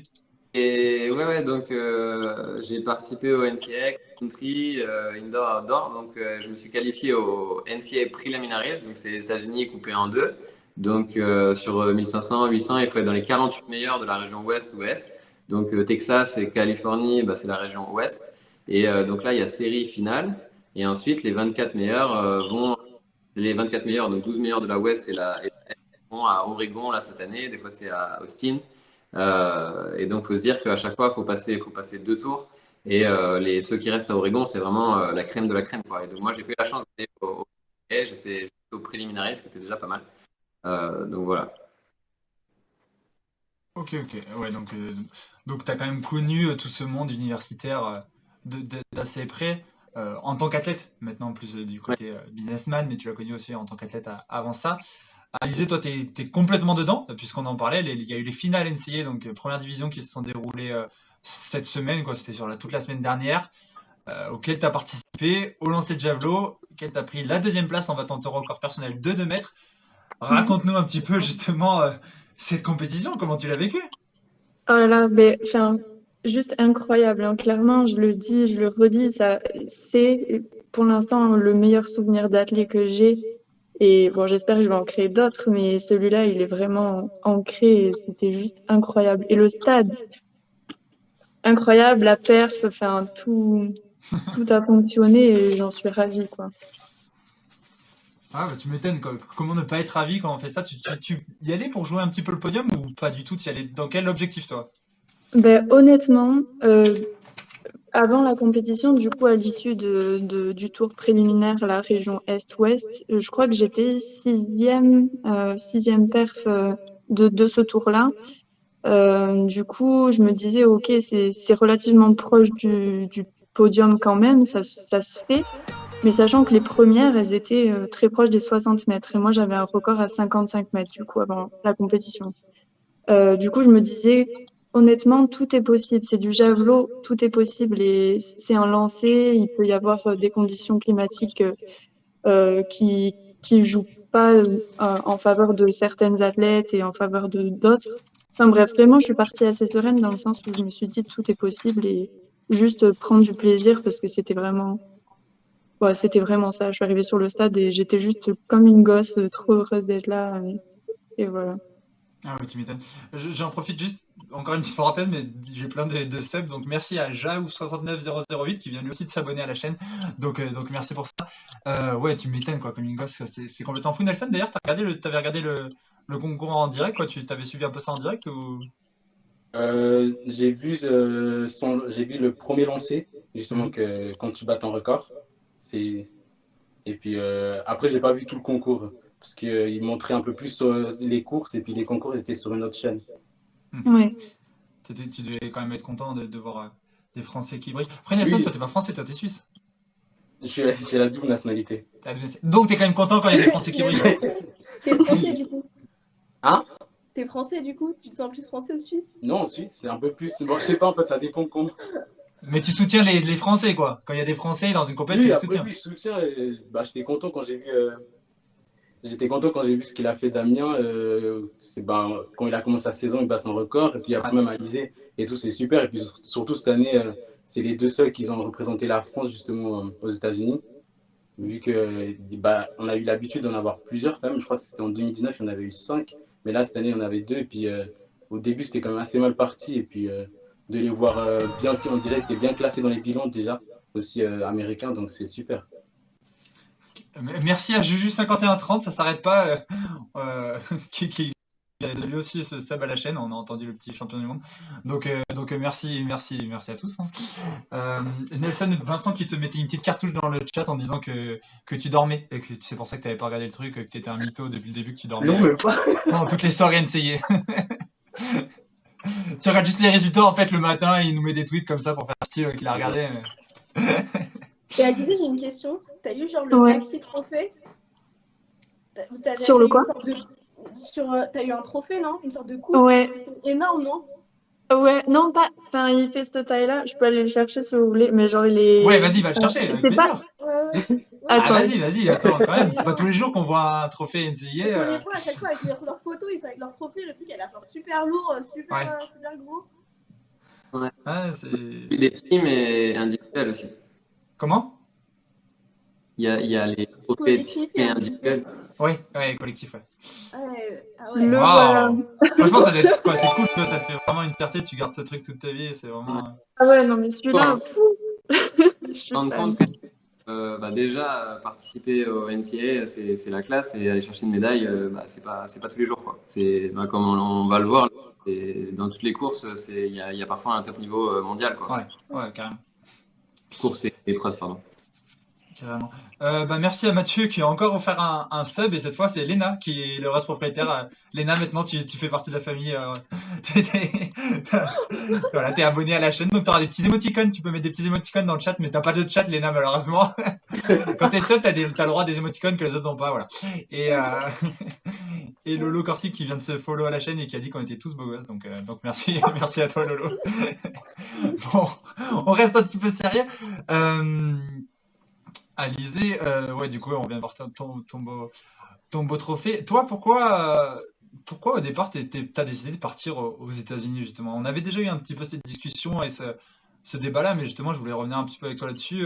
Quand est-ce que t'es parti? Pourquoi? Et est-ce que t'en es contente?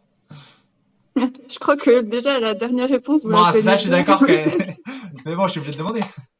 Ouais, non, bah alors du coup, je suis partie en août l'année dernière, donc ça fait 10 mois. J'étais partie parce que bah, moi, c'était déjà de base, j'étais étudiante en France. J'étais dans une école d'ingénieur dans les matériaux, mais qui se passait pas très bien. Du coup, j'avais vraiment besoin d'avoir un gros objectif dans ma vie et me mettre dans des conditions d'entraînement qui étaient meilleures que celles que j'avais. Parce que, enfin, j'ai galéré pendant longtemps avec l'école. J'avais un emploi du temps très compliqué de gérer entraînement, cours. En plus, j'étais en alternance, donc il y avait l'entreprise aussi. Donc, à un moment, je me suis dit non, c'est pas possible comme ça. Et j'avais cette opportunité-là des États-Unis. J'avais été contactée par un organisme qui m'avait dit que je pouvais avoir des bourses pour aller C'était pas là-bas. Martin. Comment? C'était pas Martin qui t'a contacté. Non, c'était pas lui à ce moment-là. Ok. Non.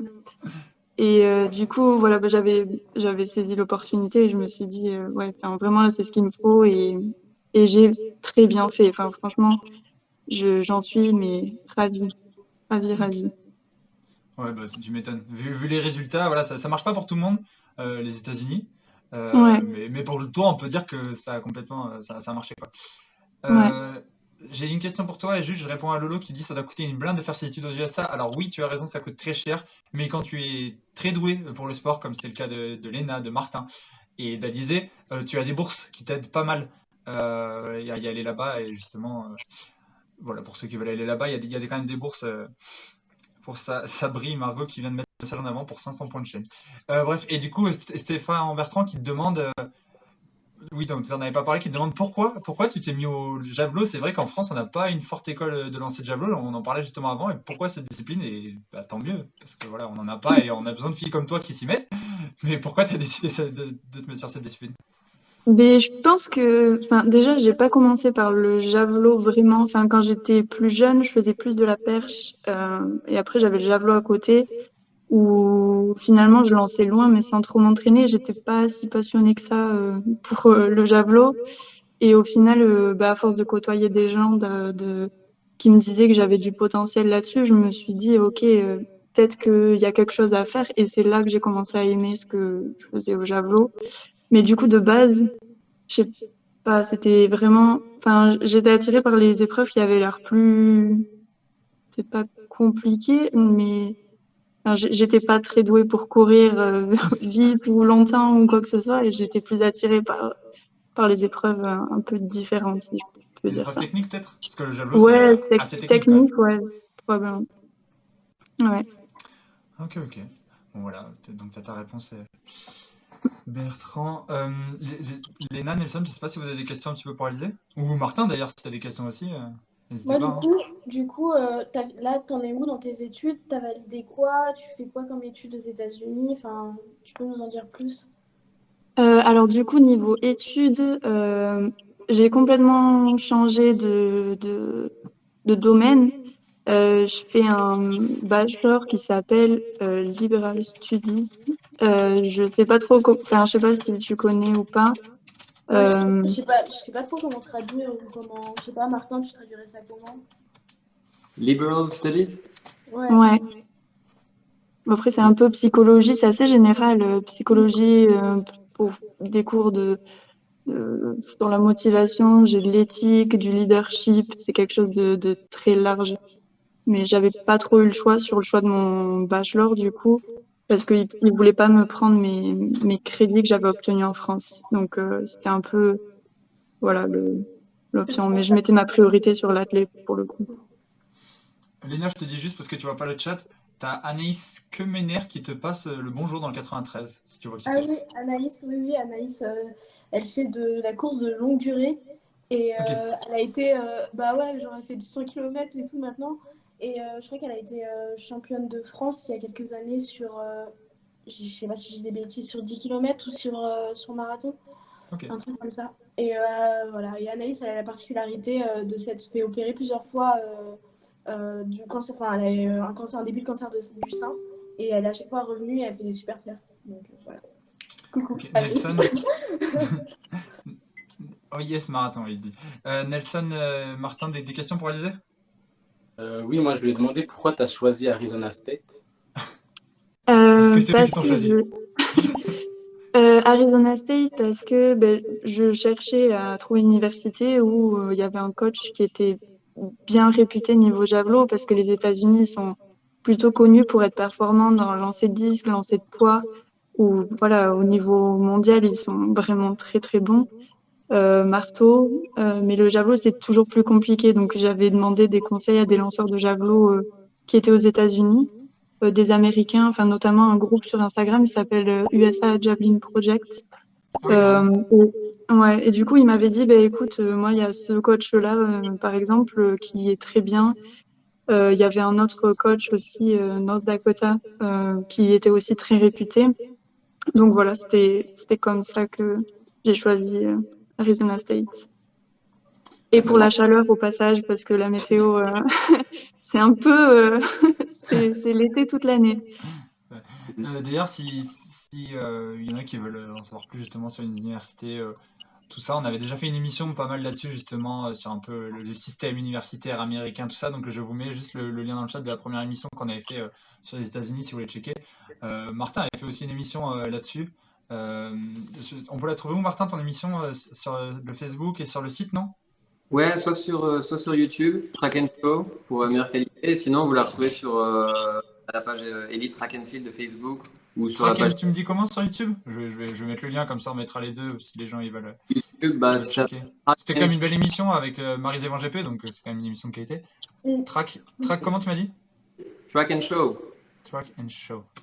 Ah, c'est ça, je l'avais vu. Hop, Il y a une autre question dans le chat aussi. Vas-y, Nelson, réponds à la question si tu veux. Attends, faut que je la retrouve maintenant. Hop, et Non, je vous c'était mets pour le deuxième, demander, voilà, le Track and Show.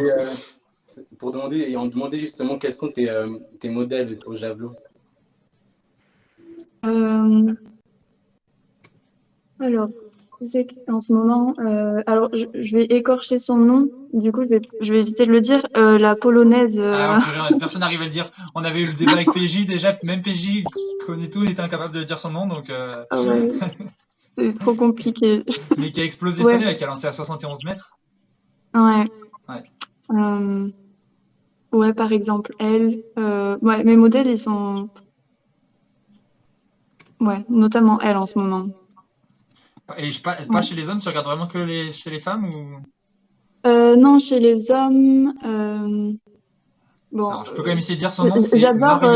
Maria Andreevski. Voilà. Voilà. Pour ceux qui voulaient savoir. Moi, j'ai une question. Chez les hommes, après, il y a évidemment John Vetter, etc. Mais c'est inimitable. Ouais, Genre, bien sûr, c'est pas exactement pareil.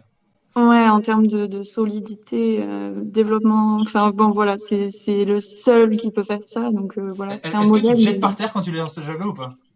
Non, je peux Non. tomber à la limite, mais non, Est-ce que je tu fais cries? pas exprès, quoi. Peut-être. Est-ce que tu cries? Ça m'arrive, mais plus trop là, donc je Ouais, suis assez contente. Je faisais pas exprès, donc. Ouais, mais ça, voilà, ça peut arriver. Martin, t'avais une question justement? Ouais, j'avais une question pour toi, Alizé. C'est que maintenant que tu es parti, mais du coup, tu n'avais pas beaucoup d'éligibilité. Est-ce que, avec du recul, tu te dis, bah, je suis parti, voilà, j'ai fait juste le temps qu'il fallait aux États-Unis, je suis arrivé à maturité, et même si j'avais qu'un an d'éligibilité? Ou est-ce que tu te dis, j'aurais dû partir plus tôt et essayer de faire 2, 3, 4, voire 5 ans si tu n'avais plus quoi? Ben, j'y réfléchis souvent, mais honnêtement, je pense que je suis partie au bon moment parce que j'avais besoin de, me- de me développer déjà en France plus lentement que la méthode américaine, probablement. Parce que enfin, je pense que j'aurais été davantage blessée. Je me suis blessée cette année, je vais en parler peut-être après. Mais ouais, je pense que c'était juste au bon moment pour moi. Et en plus, j'ai eu la chance de m'entraîner avec Cédric Gerbir. Et il a fait un travail de malade avec moi. J'étais déjà sur une belle pente de progression avant de partir. Donc, enfin, non, je regrette pas d'être partie au moment où je suis partie. Et Et du coup, par contre, j'ai plus d'éligibilité, mais je peux toujours m'entraîner l'année prochaine de manière unattached, comme ils disent, avec l'université. Donc, je continue à m'entraîner avec mon groupe d'entraînement, mais je serai plus sous les couleurs de l'université. Mhm. Tu pourras quand Voilà. même faire des installations, kiné et tout, mais par exemple, pour aller aux compétitions, tu devras y aller par tes propres moyens, Ouais, payer toi, voilà, c'est ça. comme ça, quoi. Mais Ouais, tu pourras. après, on aura pas mal de meetings sur place à Tempe, enfin sur Arizona State, a priori, donc déjà, ça sera plus simple. Et voilà. Cool. Ouais, je, je D'accord. t'ai demandé aussi, vu que toi aussi, tu es tout de même comme dans un gros groupe de lanceurs, quand même, il y a Turner Washington qui gagne le poids les disques, et puis aussi comment ça s'appelle, Oui, l'Irlandaise, ouais, Yorinda. Van Klinken Ouais. et tout. Donc c'était aussi pour ça, pour demander si c'était pas une aide en plus d'avoir aussi un groupe justement qui performe bien. Ah, mais totalement. Enfin, j'apprends autant à l'entraînement, mais aussi en les regardant eux, comment ils agissent, qu'est-ce qui fonctionne, euh, comment ils réfléchissent, aborder les compétitions, la performance. Enfin, honnêtement, c'est hyper enrichissant. Enfin, notamment Yorinda, on parle pas mal et bah, je sais pas si vous avez suivi, mais elle a lancé à 70 mètres cette année.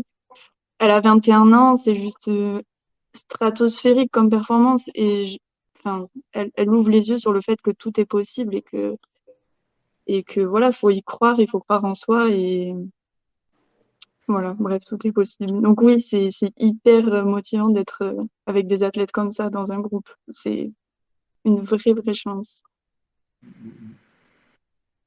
De faire de mon mieux. Bon, Ah, je vais faire comme ça. Je sais pas trop comment je vais faire. Euh, je sais pas. Où est-ce qu'on a. Oula, on a perdu tout le monde sur le chat, personne Ouais, n'a on va se dit. faire. Vous avez perdu. Vous, en fait, on voit plus personne. On voit que toi. Ah, c'est une galère encore. Putain, fait chier. Mon portable qui se coupe en plein pendant le truc et voilà, on a perdu tout le monde. Bon, les aléas du direct. Bon, c'est pas grave. On va se débrouiller comme d'hab. On va tenter des trucs. Hein. Et tu peux nous en parler de ta blessure? Ah oui, pardon. Ah oui, du coup, en fait, en novembre, je me suis blessée au coude. J'ai fait une rupture partielle de l'UCL, ligament collatéral ulnaire. Donc, pas une blessure idéale du tout. Enfin, une blessure n'est jamais idéale, mais disons que le coude pour une lanceuse de javelot, c'est pas bon. Mais j'ai eu de la chance, pas besoin d'opérer. J'ai fait du PRP pour essayer de faire cicatriser ça. Et pour le coup, j'ai été capable de reprendre les lancers. J'ai fait beaucoup de renforcement, etc. Et au bout de 4 mois, je relançais. Donc voilà, enfin, là aussi, je suis hyper contente dans le sens où j'ai réussi à revenir après cette blessure-là et qui est clairement la plus grosse blessure que j'ai eue depuis que je suis lanceuse. Donc, ouais. tu avais peut-être aussi un suivi médical dans ton cas qui était performant. Ça s'est bien goupillé, toute la Ouais, rééducation et même. Enfin, et ouais, tout ça, c'était bien. le staff médical de l'université. Ouais, ouais, ouais. Ouais, ben, ouais, j'ai été suivie par un chirurgien notamment qui s'y connaît pas mal en blessures au coude avec les joueurs de baseball. Ils ont beaucoup ce genre de blessures-là.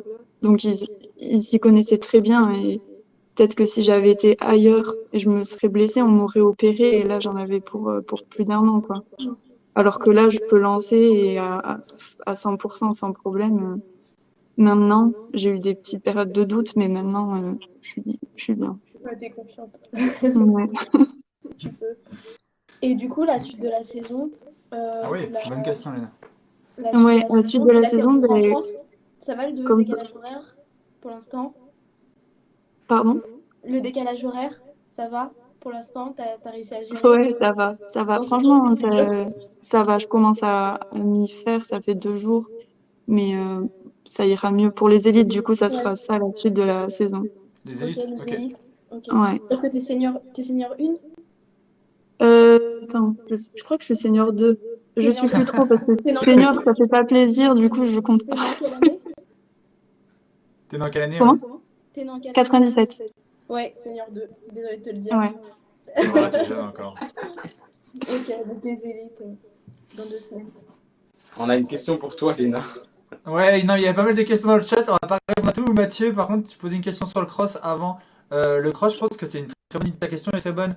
Mais on en fera plutôt une émission consacrée au cross, notamment au début de la saison, vers le mois d'octobre, pour parler de ça, parce que c'est une belle discipline. Mais là, on va se concentrer pour l'instant sur la piste. Léna, tu avais juste une question pour savoir si tu faisais beaucoup de muscu. Alexia a répondu pour toi en disant que vu comment tu étais musclé, tu devais faire énormément de muscu. Qui a posé la question de la muscu? C'était Mathieu, running, du coup, qui a demandé si tu faisais beaucoup de muscu. Alexis a dit que tu étais très très musclé et du coup tu devais faire énormément de muscu. Ce que Bertrand a acquiescé également. Donc voilà. Si tu veux dire rapidement, Léna, si tu fais beaucoup de muscu en entraînement. Tu nous as dit que t'en faisais pas du tout, je crois. Quoi? Non? Ah si, j'en fais quand même pas mal. T'en fais quand même pas mal? J'en fais Ok. pas mal, ouais.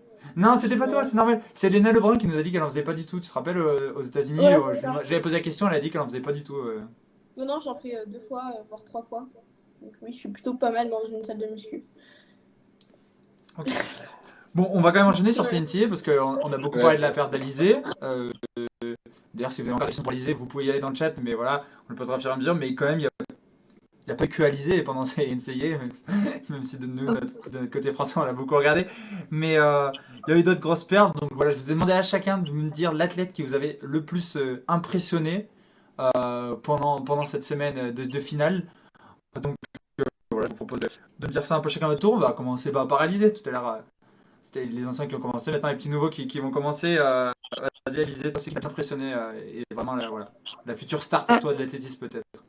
Alors, j'en ai parlé tout à l'heure, du coup, c'est Jorinda Van Klinken au disque qui gagne le titre avec 65,01 m. Et elle fait ça sur le dernier lancer. Elle bat celle qui était en tête jusque-là. Et puis voilà, juste sur le fait que sa saison, voilà, 70 mètres. 70 mètres.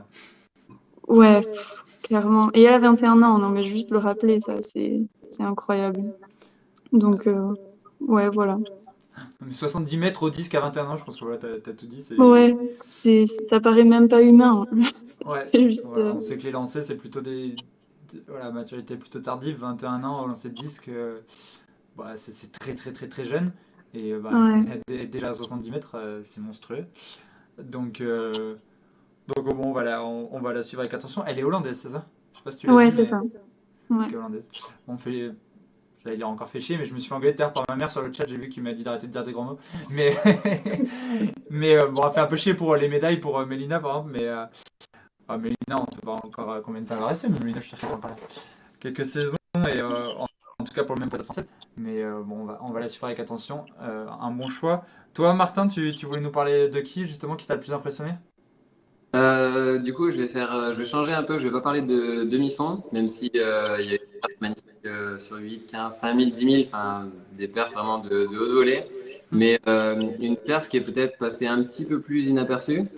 Et donc, c'était sur relais 4x400. Et donc, c'est le jeune freshman Robinson de SFA, donc Stephen F. Austin, où d'ailleurs il y a deux coachs français là-bas, Adrien Choucroune et Lionel No. Et donc, c'est eux qui entraînent ce 4x4. Et donc en fait, le coureur de 4, donc sur le last leg, le dernier relais, il a claqué un 43-40. Voilà, pour la vidéo, c'est c'est le plus petit de la course en violet, si je ne me trompe pas. Ouais, c'est ça. Et donc SFA qui fait 3-0-1 le relais. Et donc ils font deuxième et il passe 4 gars quoi, sur son 400. Il en passe 4 ou 5. Et donc, ouais, tout petit gars, 19 piges, donc il est freshman. Il a quand même fait 45-60 cette année. Donc l'année dernière, il était en high school, lycée. Et il avait un record à 47-0, je crois, Lionel m'a dit. Donc là, voilà, ils étaient un peu énervés, les gars de SFA. On leur a dit, les gars, Lionel m'a raconté avant la course, il leur a dit, les gars, on vous donne 7e, montrez-nous ce que vous valez, quoi. Et donc, voilà, 43-45 quand même, le split, c'est le deuxième split de l'histoire des championnats NCAA, quoi. Donc vraiment monstrueux. Et donc ce Robinson là, il était sur le 400 mètres sur ces championnats. Et il s'est trouvé carrément, mais bon, lui, il me dit, il s'est sûrement inconsciemment trouvé parce que il en avait énormément du 4x4 pour aller chercher une médaille avec les copains et donc faire un truc assez inattendu parce que le 4x4, voilà, il y a toujours Texas A&M, Florida, North Carolina, etc., etc. Il se trouve sur le 400. Par contre, il y en a un autre qui a fait un gros chrono au 400 aussi. Nelson, tu me diras mieux le nom que moi, mais. Oui, bah, il y a celui-là qui gagne la course, j'ai oublié son nom. L'Américain Randolph Ross Junior qui fait 43,85. Junior? C'est le troisième. Hein? Il est junior? Non, son nom c'est Junior parce qu'il a. Ah, j'ai peur. Ça, tu me dis le mec est junior, il fait 43,85. J'allais dire, Non. ah oui, mais pourquoi vous l'avez pas choisi, quoi, les gars, vous faites quoi? Il doit être espoirin parce qu'il est. Oui, sauf- c'est. donc, Ouais, bah, je crois dans les 23 ans par là. Mais il gagne 43,85 et puis je crois que c'est le troisième chrono de l'histoire dans le circuit universitaire. Je crois que devant lui, il y a Michael Norman qui a fait mieux et puis Quincy Watts. Donc c'est quand même des gros noms, quoi. Juste une petite question pour Alizé, qui avait Alex, du coup, le Biandinho, qui est, si vous le connaissez pas, c'est un ficard de la Fédé, qui demandait si c'était si c'était une tradition les burritos avant les finales NCAA. On va pas se tarder là-dessus. Juste, je vois Salamiki Tokyo qui nous a rejoint et qui nous dit de parler de San Burel. Ouais. Et bon, on va écouter. Nelson, de qui tu voulais nous parler, toi? C'est la peur que j'ai choisie parce que moi, il m'impressionne. Parce que techniquement, je trouve que c'est mauvais et il est hyper perfectible. Et c'est surtout la progression qu'il a fait, puis même puis la raison qui fait pourquoi il arrive sur le 400 mètres, je trouve ça un peu génial. Juste par contre, non, c'est pas le fils de Burel. Il y a beaucoup de gens qui m'ont posé la question si c'était le fils de Leroy Burel. Non, pas du tout. Ok.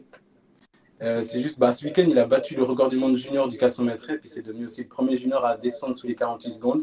Ouais. Et pour la petite histoire, en fait, à la base, c'est un coureur de 400 mètres.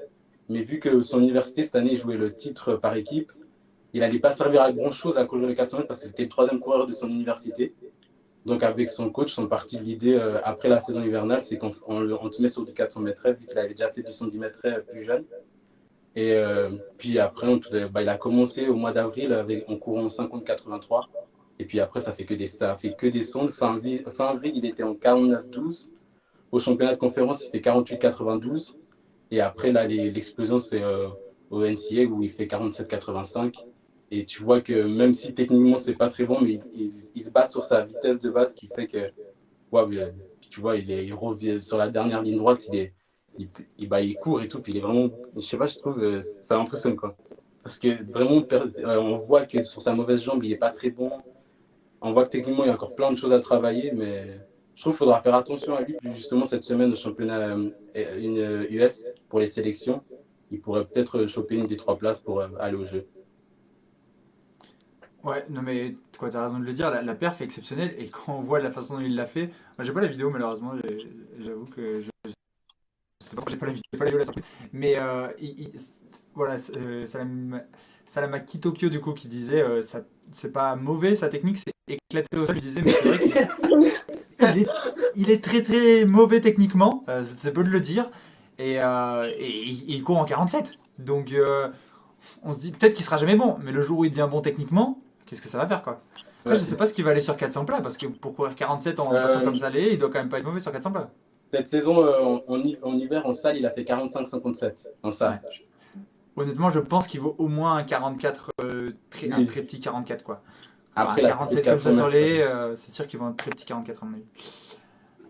Mais bon, ouais, on va suivre avec attention. Le 400 de toute façon, on en parlait, le 400 qui est au niveau mondial, franchement, le niveau extraordinaire. Je me rappelle, moi, des championnats du monde qui se gagnent à 48. Là, c'est impossible que des JO se gagnent en 48 cet été, quoi. Et là, tous les mecs qui sont en 47, ça pourrait même se gagner en 46. Il pourrait même y avoir tout le podium qui est en 46. Ça serait pas étonnant si les conditions sont bonnes, quoi.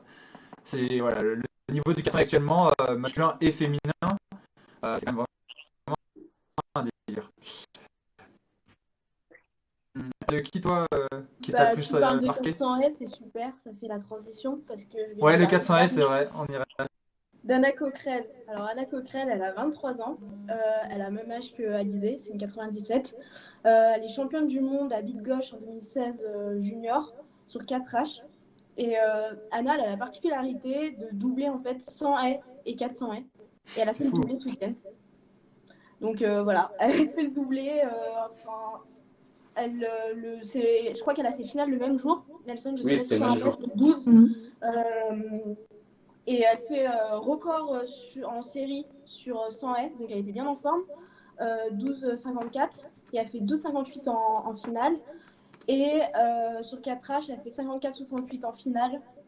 Donc c'est aussi son record. Donc très très en forme, Anna Cockrell. Et j'ai hâte de la voir courir la semaine prochaine au Trials. Je ne sais pas sur quoi elle est engagée. Elle va doubler apparemment aussi. Elle double aussi. Ça va être énorme. Parce que 54, elle a sur 4H et 100 elle fait les minima pour les Jeux. Enfin, c'est vraiment des performances de haute volée. Et c'est une fille avec beaucoup de talent. Donc j'ai hâte de voir ce qu'elle va faire ce week-end au Trials. Mais c'est pas non plus la première qu'on voit faire ça, ça reste toujours impressionnant parce qu'au final, ok, il y a des haies, mais ça reste deux disciplines très différentes. Mais on a notamment l'exemple de Cory Carter, qui était une ancienne spécialiste du 100 haies, qui était passée sur 400 haies, qui est devenue championne du monde du 400 haies. Là, cette année, on a vu, j'ai bouffé son nom, vous allez me le dire, McLaughlin, Sydney McLaughlin, qui a fait du 100 haies en début de saison avec des chronos qui étaient très probants. Nelson, je sais plus combien elle a couru exactement, mais a couru 10, je crois de tête 12,69, quelque chose comme ça. Ouais, un truc comme ça, 12,6 quoi, c'est quand même des chronos. Aucune Française fait ça, donc. Ouais, c'est ça, on n'a pas l'habitude de voir ça en France. C'est pour ça donc que 12,60 pour un mec qui fait du 400 haies, voilà. Elle aussi, elle pourrait très bien tenter des dédoublés. Voilà, c'est quelque chose qui se voit aux États-Unis. Et chez les hommes, c'est un peu plus rare, mais je me rappelle d'un Jamaïcain qui avait été champion du monde cadet ou recommandé du monde cadet sur 110 haies. Je crois même qu'il a été recommandé du monde cadet avant Sacha Zoya et qui a ensuite été passé sur 4H. Voilà, il était monté. Je donnerai plus son nom, mais c'était un jeune homme. Jael Hind, voilà, ouais, c'est un mec qui Tokyo, voilà, si vous le connaissez pas, Martin Alizé, il est tout près, il connaît tout, mais il veut pas nous dire qui c'est. Il veut pas donner son nom, mais voilà, c'est quelqu'un qui connaît beaucoup de choses sur l'athlétisme. Oui, mais juste Étienne. Et oui, il a disparu malheureusement, mais il était très, très fort dans la catégorie jeune. Juste Étienne, ce que je veux dire, après, ça reste quand même un exploit ce qu'elle a fait à Anna Cockrell, parce que ouais, bien sûr. C'est seulement la deuxième universitaire justement qui arrive à faire ce doublé-là. La non, première, mais puis comme dit Nena, elle l'a fait dans la même compétition, tu vois. Ouais, c'est pas comme Cory Carter qui l'a fait sur plusieurs années, de faire 100 et puis 400 et voilà. Elle le fait dans la même compétition, donc et c'est comme on disait tout à l'heure, c'est pas la même préparation, un 100 et un 400 et. Et puis elle bat son record, c'est deux records le même jour, c'est pas. C'est ça qui m'impressionne le plus, quoi. Oui. Elle est en pic de forme au bon moment et sur les deux disciplines qui sont quand même, comme tu disais, diamétralement opposées. Donc. Et puis pour ajouter, il y avait quoi, 45 minutes entre les deux courses. Donc c'était hyper court. Ouais, voilà, c'est hyper court. Elle avait juste le temps. On voit, elle gagne le 100 mètres, elle part directement dans les couloirs pour partir récupérer. Et même les journalistes, s'ils voulaient l'attraper, ils n'ont pas réussi à l'attraper. Ils voulaient carrément l'attraper. Pas pour l'interview, mais pas du tout. Et je voulais juste répondre aussi à une question, parce qu'on parlait de Trevor Basit. Lui, s'il va doubler, Ouais, c'est un athlète justement qui court en division 2. Et c'est encore aussi un athlète qui est hyper polyvalent. Lui, il fait encore plus de courses qu'Anna Cockrell. Il fait du 200 mètres, il fait du 400 mètres, il fait du 110 mètres, il fait du 400 mètres. Et on me demandait s'il allait doubler. Il va juste faire du 400 mètres aux sélections US, il me semble. Mais après, c'est aussi quelqu'un, je crois qu'il a, si je ne me trompe pas, ça, il a fait 20-40 et il court en 48 secondes sur 400 mètres. Je trouve aussi c'est impressionnant.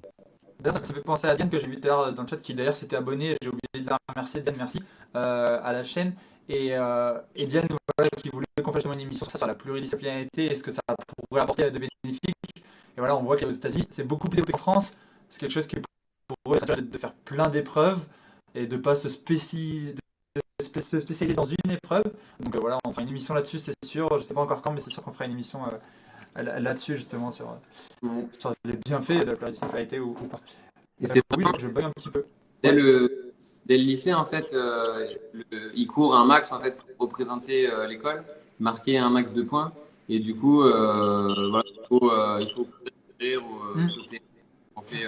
C'est ce qui est très différent de nous aussi, c'est que comme le coureur de 4 tout à l'heure, c'est une vérité, c'est que aussi ils le font pas. La priorité, c'est d'avoir l'équipe, et du coup ils le font déjà pour l'équipe, donc finalement ils sont obligés de faire plein de choses aussi, finalement.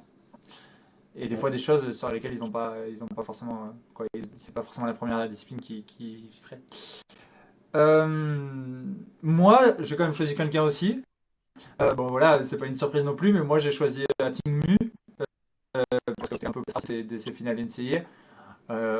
Voilà, moi j'ai suivi ça d'assez loin, j'avoue. Je me suis pas trop penché dessus, mais voilà, c'était vraiment le nom pour moi qui était sorti. Elle gagne le 400 mètres. Elle est junior, par contre encore, elle gagne le 400 mètres en battant le record du monde junior. Le record du Non, monde. le record US. Le record US, ouais, le record d'Amérique. Pas le record du monde. Et en courant 49-50. Et ensuite, elle fait un relais exceptionnel encore en 48-8, quelque chose comme ça. Elle a seulement 19 ans. Bon, le string un peu, du coup, je vais pas montrer la vidéo. Mais je m'attends à bien pour Mu. Ouais, c'est quand même pas mal. En plus, c'est une fille aussi qui fait du 800. Un peu. C'est pas mal. C'est une fille qui fait du 400 et du 800. Et la vidéo, il y a une vidéo qui est sortie d'elle dans une petite interview justement qui était très drôle, où elle dit justement au coach, c'était Nelson qui l'avait envoyé, où elle dit au coach, les coachs, je me rappelle, Essene Félix, elle avait fait un relais pareil en 48 avec l'équipe des États-Unis. Moi, je viens de faire un relais en 48, donc pensez à moi, quand elle fait clin d'œil, pensez à moi pour les JO, un truc comme ça, quoi. Et donc voilà, elle est plutôt marrante en plus, et pourquoi pas, en tout cas, ça serait pas non plus complètement exubérant de l'avoir en relais 4x4 aux Jeux Olympiques, malgré son jeune âge. Une fille qui court en 48 en relais, je pense que voilà, ça peut pas faire de mal à l'équipe, quoi. En plus, c'est drôle, elle aime pas spécialement le 400 mètres. Ah ouais? Elle préfère le 800? Elle préfère le 800, parce qu'elle a dit le 800 c'est son bébé, mais le 400 mètres elle aime pas trop parce qu'elle doit partir dans les starting blocks. Et que ouais, je comprends. si elle pouvait, elle préférait partir debout que partir au start. C'est vrai que c'est pas une très bonne importance. Mais en tout cas, ouais, le 800, je pense que ça lui ira bien aussi dans les prochaines années. Je pense qu'en championnat, vu ses qualités de vitesse, je pense que ça devrait être, qu'elle devrait pas être mauvaise à mon avis sur des courses tactiques, sur n'importe quel style de course d'ailleurs, parce que je crois qu'elle a couru moins de 2 déjà au 800. Et d'ailleurs, PG avait analysé son relais. Elle fait une 58. Une 58? Non, une 57. Une 58 en salle et puis une 57. Une 57 9, un truc comme ça. Ah oui. Oui. Bon, pas mal. C'est pas mal. En junior, c'est pas mal. Et PG avait analysé son 4x4 justement, et il disait que son dernier 100 mètres dans son 4x4, c'est un des meilleurs 100 mètres qui a jamais été couru dans l'histoire, un des meilleurs derniers 100 mètres qui a été couru dans un 400 mètres dans l'histoire. Donc voilà, bon, justement, on voit qu'elle est très résistante au lactique. C'est pas très important pour le 800, mais voilà, en tout cas, c'est très impressionnant. Et justement, elle est peut-être encore meilleure sur des relais, sur des formats lancés que des formats arrêtés, comme tu le disais, Nelson. Bon, voilà, l'émission devait durer 1 heure. On en est déjà, comme d'habitude, on a dépassé, ça fait 1h30. Donc je vous propose qu'on passe au petit quiz. Même, on finit toujours avec un petit quiz. Non, à la fin, ça plus sur la NCAA. Normalement, vous n'êtes pas trop mal. Nelson ne doit pas être mal non plus. Lena est nulle sur tous les quiz. Ne vous inquiétez pas, vous ne serez pas dernier. Non, mais je vais devoir en parler à mon prépa mental de tout ça. Faut que je me prépare. Non, mais parce que déjà, vous me rabaissez même avant que ça commence. Donc, c'est une bonne disposition pour gagner après. Lena, son but, c'est juste de ne pas faire 0. Je lui avais proposé cette semaine si elle voulait de faire le quiz. Elle m'a dit non, je retente ma chance. Elle est toute très confiante, donc on va voir. J'ai rien bossé en plus. Quelle amie. Bon, je vous le dis, ça commence avec des questions assez faciles et ça monte. Il y a des questions, voilà. Alizé, je vais pas mentir, j'ai essayé de te faire gagner, j'ai fait des questions pour toi. Oh yeah. Allez, c'est parti. Nelson, masterclass imminente. Là, Vincent qui te met la pression directement, Nelson, donc on va voir ça. C'est parti, première question. Bon, je voulais te poser la question, combien il y avait de Français qui étaient cette année présents en finale NCAA. Je vais pas la poser parce qu'on a déjà donné la réponse tout à l'heure. Dommage, Léna, tu avais un point gratuit. Tu le savais, Léna, c'était combien de Français cette année présents en finale? Il y a combien? Nelson l'a dit tout à l'heure en plus. Il y en a 3. Non, il y en avait 2. C'est ça? Non, 2. Alizé et Damien. Alizé et Damien, c'est le décathlon qui malheureusement n'a pas pu terminer son décathlon. Ah, ça, je savais. C'est un petit peu blessé. Donc voilà. Donc on a qu'une seule Française qui était présente, qui a été au bout, et elle fait podium, donc c'est un bon ratio pour la France. Allez, Nelson, t'as ton ardoise? Oui. Ah, puis en plus, oui, parce que Nelson et Léna sont des pieds sur une ardoise, vous n'avez pas d'ardoise. Martin, Alizé, vous pouvez prendre une petite feuille et un stylo, ça fera très bien l'affaire. Si vous avez ça, ou si vous avez une ardoise, mais bon, une feuille et un stylo, ça fait bien l'affaire. Pour tourner, quand je vous le dis, PJ va gagner le quiz, même quand il n'est pas là, il peut gagner. PJ dans le chat à fond. Dommage qu'il soit pas là ce soir, il n'était pas dispo, sinon je suis sûr que dans le chat il pourrait quand même tous vous fumer.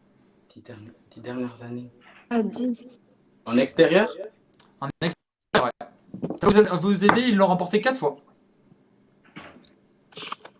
4 fois sur 9 éditions, parce qu'il n'y a pas eu en 2020. Donc 4 fois en 9 éditions. Donc quand même Ah pas mal. non, Texas A&M. Ah oui. Oui, c'est Texas A&M. Aïe aïe aïe aïe aïe aïe. Oh, Ah bon, ouais, elle est Texas su. A&M. T'as marqué quoi, Léna? USC, moi. Et non, personne là. Et Texas, ils étaient pas mal, je crois qu'ils sont à 3 parce qu'il y a une année où ils font égalité. Et c'est Florida qui l'a remporté le plus de fois. Ah oui, c'est vrai, Florida. Et ouais, Florida, c'est ceux qui l'ont remporté le plus de fois. Ils ont remporté leurs 3 fois dessus 2011, 2012, 2013, un truc comme ça. Ouais. Arkansas, Nelson, c'est chez les femmes. Qui sont super. Non, mais Arkansas, à un moment, ils ont dominé comme une certaine année. Arkansas aussi, ouais. Ouais, Non, bien mais sûr. Ouais, non, mais Texas, c'était les deuxièmes qui ont le plus gagné. Je crois que c'était 3 fois. Ouais. Et par contre, LSU, je sais plus qui c'est qui a mis ça, c'est Alizé. Ouais. Je crois que c'était la première fois dans les 10 dernières années qu'ils gagnaient cette année. Ils ont gagné en 2002 la dernière fois. Ouais, voilà. Mais du coup, Ouais. voilà, depuis 2011, c'était la première fois. Attention, et Texas, on entend UT, Austin, les Longhorns, et sinon c'est A&M, Texas A&M. Il y a 2 équipes à Texas, tu dis? Il y a plusieurs. Ok. Il y en a. Et t'as Texas Tech et tout, mais UT et A&M, c'est les deux plus grosses. Les 2 grosses, ouais. Ah, c'était Texas A&M qui était très présent dans le top aussi, que j'avais vu. Ouais, une petite truc comme ça pour voir si vous avez bien suivi la NCAA. Ça, c'est une petite question pour Nelson normalement, mais les autres, vous pouvez aussi réussir. En combien s'est remporté la finale du 100 mètres féminin? Mais Léna, il fallait réviser, tu savais le thème. Bah, je savais pas trop le thème en vrai. Je me suis dit, c'est peut-être les lancers. Je sais pas. Les lancers, mais non, c'était la NCAA le thème. Diablo, tu vois. Alors, Juju qui l'a évidemment. Bon, pour les autres, non, 10,87. Bon, merde, j'avais pas dû dire. Moi, j'ai le pas vent ça. aussi. Et il y a devant, effectivement, plus 2 devant. 11, 10, 10, 73, 10, 74 et 10, 70. Bah, Nelson, évidemment, Nelson qui l'emporte, 10, 74. Il a même marqué le vent, plus de 2. Et le nom Nelson? C'est Cambria Sturgis. Qui est Ouais, dans une Cambria Sturgis qui a réalisé le doublé 100-200. Mais il a les notes sous les yeux, il a tout noté. Et effectivement, un centième du record de Christina. Une belle perf, mais par contre, une perf qui n'est pas homologuée. Donc, voilà. Non, Mais pas ça- homologué.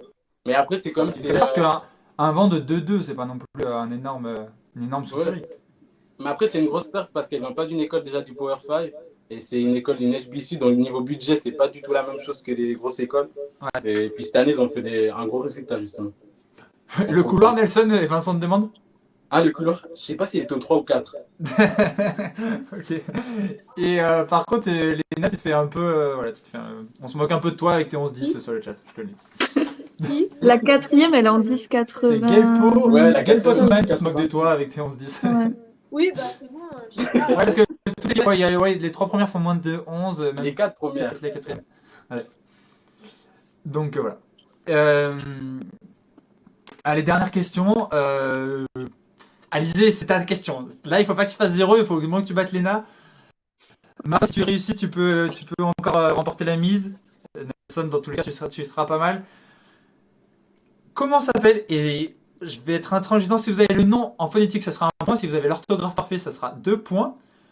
Comment s'appelle la personne qui a remporté le concours du lancer de javelot féminin devant Alizé, qui est norvégienne? Je tiens à le préciser, ça peut peut-être vous aider. C'est une norvégienne devant une française, pas une américaine qui fait 3e justement sur le podium. Ah, celui-là, je l'ai pas. Si on a le prénom, ça compte? Ouais, ouais, vas-y, tente, hein. On verra selon ce que les autres ont, je jugerai par rapport à ce que les autres ont.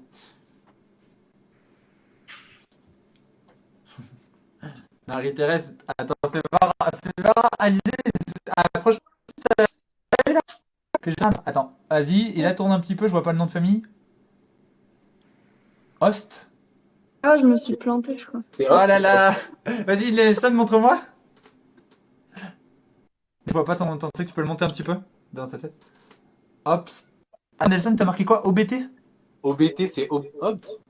OBT, non, ça va pas. Elena? Moi, Je sais pas à qui donner des points, personne n'a raison.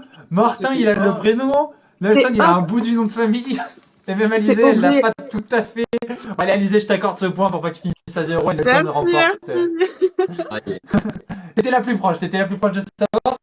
Et du coup, c'était Marie-Thérèse. Donc, t'avais bien raison, Martin. Marie-Thérèse, OBST.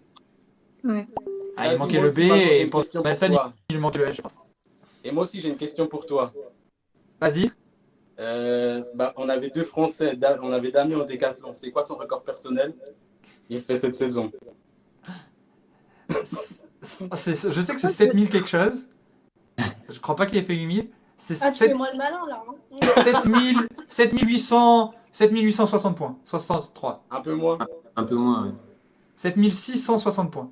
Un peu plus. Tu te rapproches. C'était 7686 points, si je ne me trompe pas. Ah, ça, j'étais pas trop. 7686, c'est assez proche de Baptiste Thierry qui a fait 7000, pareil, 7606, un truc comme ça. 7000 ou 7007. Assez proche dans les miens. Et d'ailleurs, il est pas rentré en France. J'ai déjà mangé son prénom. Oui, en fait, justement, je voulais juste revenir sur lui. Ouais, vas-y. Il rentre en France, mais il va retourner justement à Cincinnati encore une année. Parce que justement, il se disait que vu les progrès qu'il a fait, il voulait encore voir ce qu'il peut faire avec une année, puis cette fois-ci en essayant de ne pas avoir de blessures. Et puis, justement, il va travailler, mais sinon, il va pouvoir s'entraîner justement à Cincinnati, utiliser toutes les installations. Il aura juste à payer les déplacements.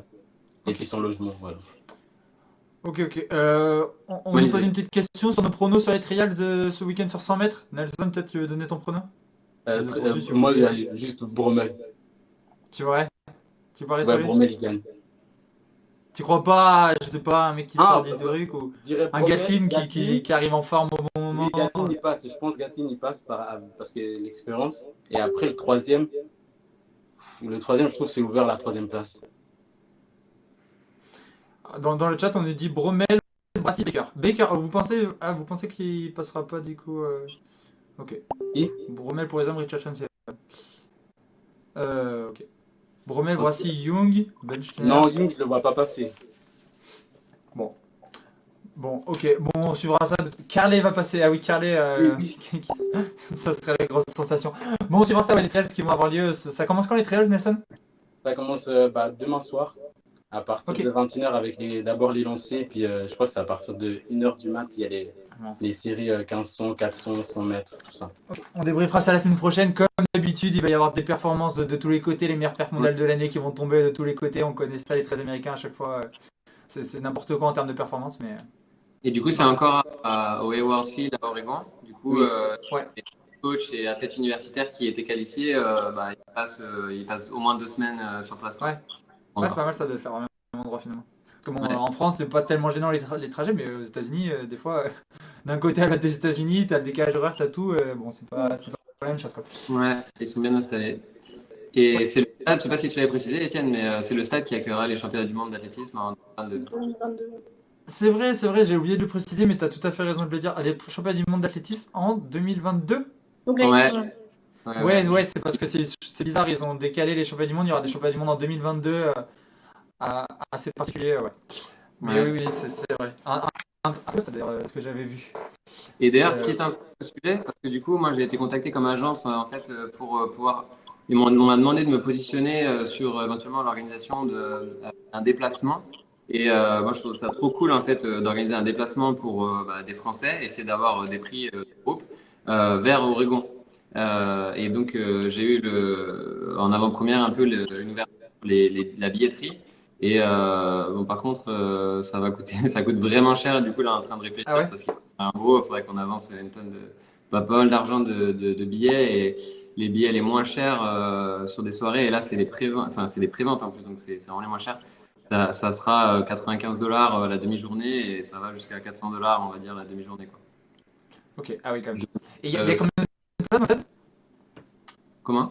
Il y a combien de places en fait? Oh, ça, c'est une question pour Nelson, moi je sais plus. Moi, non, c'est un très gros stade ou c'est un petit stade? Non, c'est un petit stade parce que je sais que là. Pour un championnat du monde, c'est pas un énorme stade quoi. Non, c'est pas un énorme stade. Je sais qu'il y a il y a 12 000 places et que ça peut monter à plus de 20 000, quelque chose comme ça. Ouais, autour de 20, on nous dit 20 000, 22 000. Après, c'est pas un gros stade, hein, ça monte à plus de 20 000, mais pas plus, on a déjà vu plus gros. Bon, en tout cas, la piste est rapide, on l'a vu cette semaine. Donc du côté Ouais. de Gênes ce week-end et au championnat du monde dans un an maintenant. Et oui, dans un an maintenant. Ça va arriver Et- vite. Bon, vas-y Martin, tu voulais dire quelque chose? Vas-y. Non, j'étais, et oui, je soutenais ce que tu disais. Ah oui. Bon, en tout cas, merci à tous d'avoir été là. Merci à tous ceux qui étaient sur le chat. C'était super sympa. En plus, dans le chat, vous avez été super réguliers, comme vous avez vachement parlé et tout.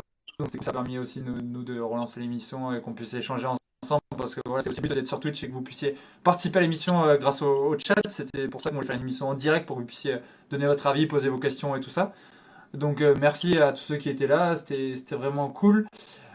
Merci à Léna et Nelson. Ah, je vous remercie, mais bon, vous êtes des habitués de l'émission. Mais merci à Alizé, qui nous a fait le plaisir et l'honneur d'être ici. Voilà, elle vient juste de rentrer en France et voilà, on voulait vraiment la voir après sa grosse perte. Donc merci beaucoup Alizé, j'espère que ça t'a plu l'émission. Ouais, carrément, merci à vous tous.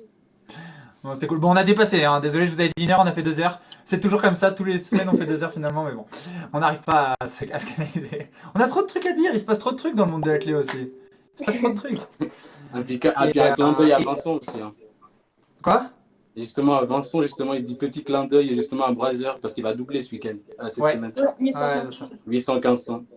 Vincent qui se cache, hein, Vincent on a eu dans la deuxième émission, on l'a jamais revu depuis, à chaque fois il doit être là, puis finalement il est pas là et tout, je le soupçonne de se cacher, à mon avis il a gagné son quiz quand il était là, Oui, et je pense qu'il a peur de refaire le quiz. Ouais, c'est ça, il veut rester sur une victoire, il veut plus le faire. Mais bon. Et je voulais juste dire en plus. Et merci du coup, donc j'ai dit merci à Alizé, merci aussi à Martin qui était lui aussi chroniqueur exceptionnel, qui était là. Voilà, on voulait l'inviter sur une émission spéciale États-Unis parce que Martin, voilà, comme on l'a dit, que ce soit par son passé d'athlète et actuellement son métier, c'est quelqu'un aussi qui connaît très très bien la scène américaine. Donc c'était vraiment un plaisir, Martin, de t'avoir justement. Donc, au plaisir qu'on reparle de tous ces sujets-là, de tous ces sujets-là, je vais réussir. tu repasses avec grand plaisir. Ça t'a plu, Martin, aussi d'être avec nous pendant ces 2 heures? Bah ouais, merci beaucoup déjà. Et puis j'ai passé un bon moment et c'était cool. Je connaissais pas Alizé de loin. Et après, Anna et Nelson, on se connaissait déjà un petit peu. Du coup, merci. Continuez comme ça. Et puis, du coup, bonne chance, les filles, pour la prépa jusqu'aux élites. Yes, merci. Ouais, et on allait finir sur ça justement. Léna, Alizé qui seront au championnat de France Elite dans 10 jours du coup. Dans un peu moins de 10 jours maintenant. Ouais. C'est pas ce week-end, c'est le week-end d'après. Donc repos ce week-end, je pense, entraînement et tout, on va pas vous voir. Nelson ce week-end qui va être bien occupé, à mon avis, à fond sur les trials, il va pas dormir de tout le week-end là. Et Martin, Martin, tu continues ton boulot. Là c'est la période de scouting peut-être pour la saison prochaine. Demain, je vais à Lyon, je vais au MNEL. Du coup, je vais voir beaucoup d'athlètes qui partent aux États-Unis, d'autres qui sont de retour. C'est l'occasion de faire des petits bilans. Quelques coachs français aussi attrapés parce qu'ils ont un petit gars ou une petite nana qui serait intéressé par le projet. Donc voilà, c'est bien d'être sur le terrain. Je serai aux élites aussi, au championnat de France. Donc voilà, mon métier est cool. Ouais, c'est ça, c'est cool. Bon, mais merci à tous d'avoir été là et à la prochaine, tout simplement. À plus, ciao. Au revoir. Salut. Hop.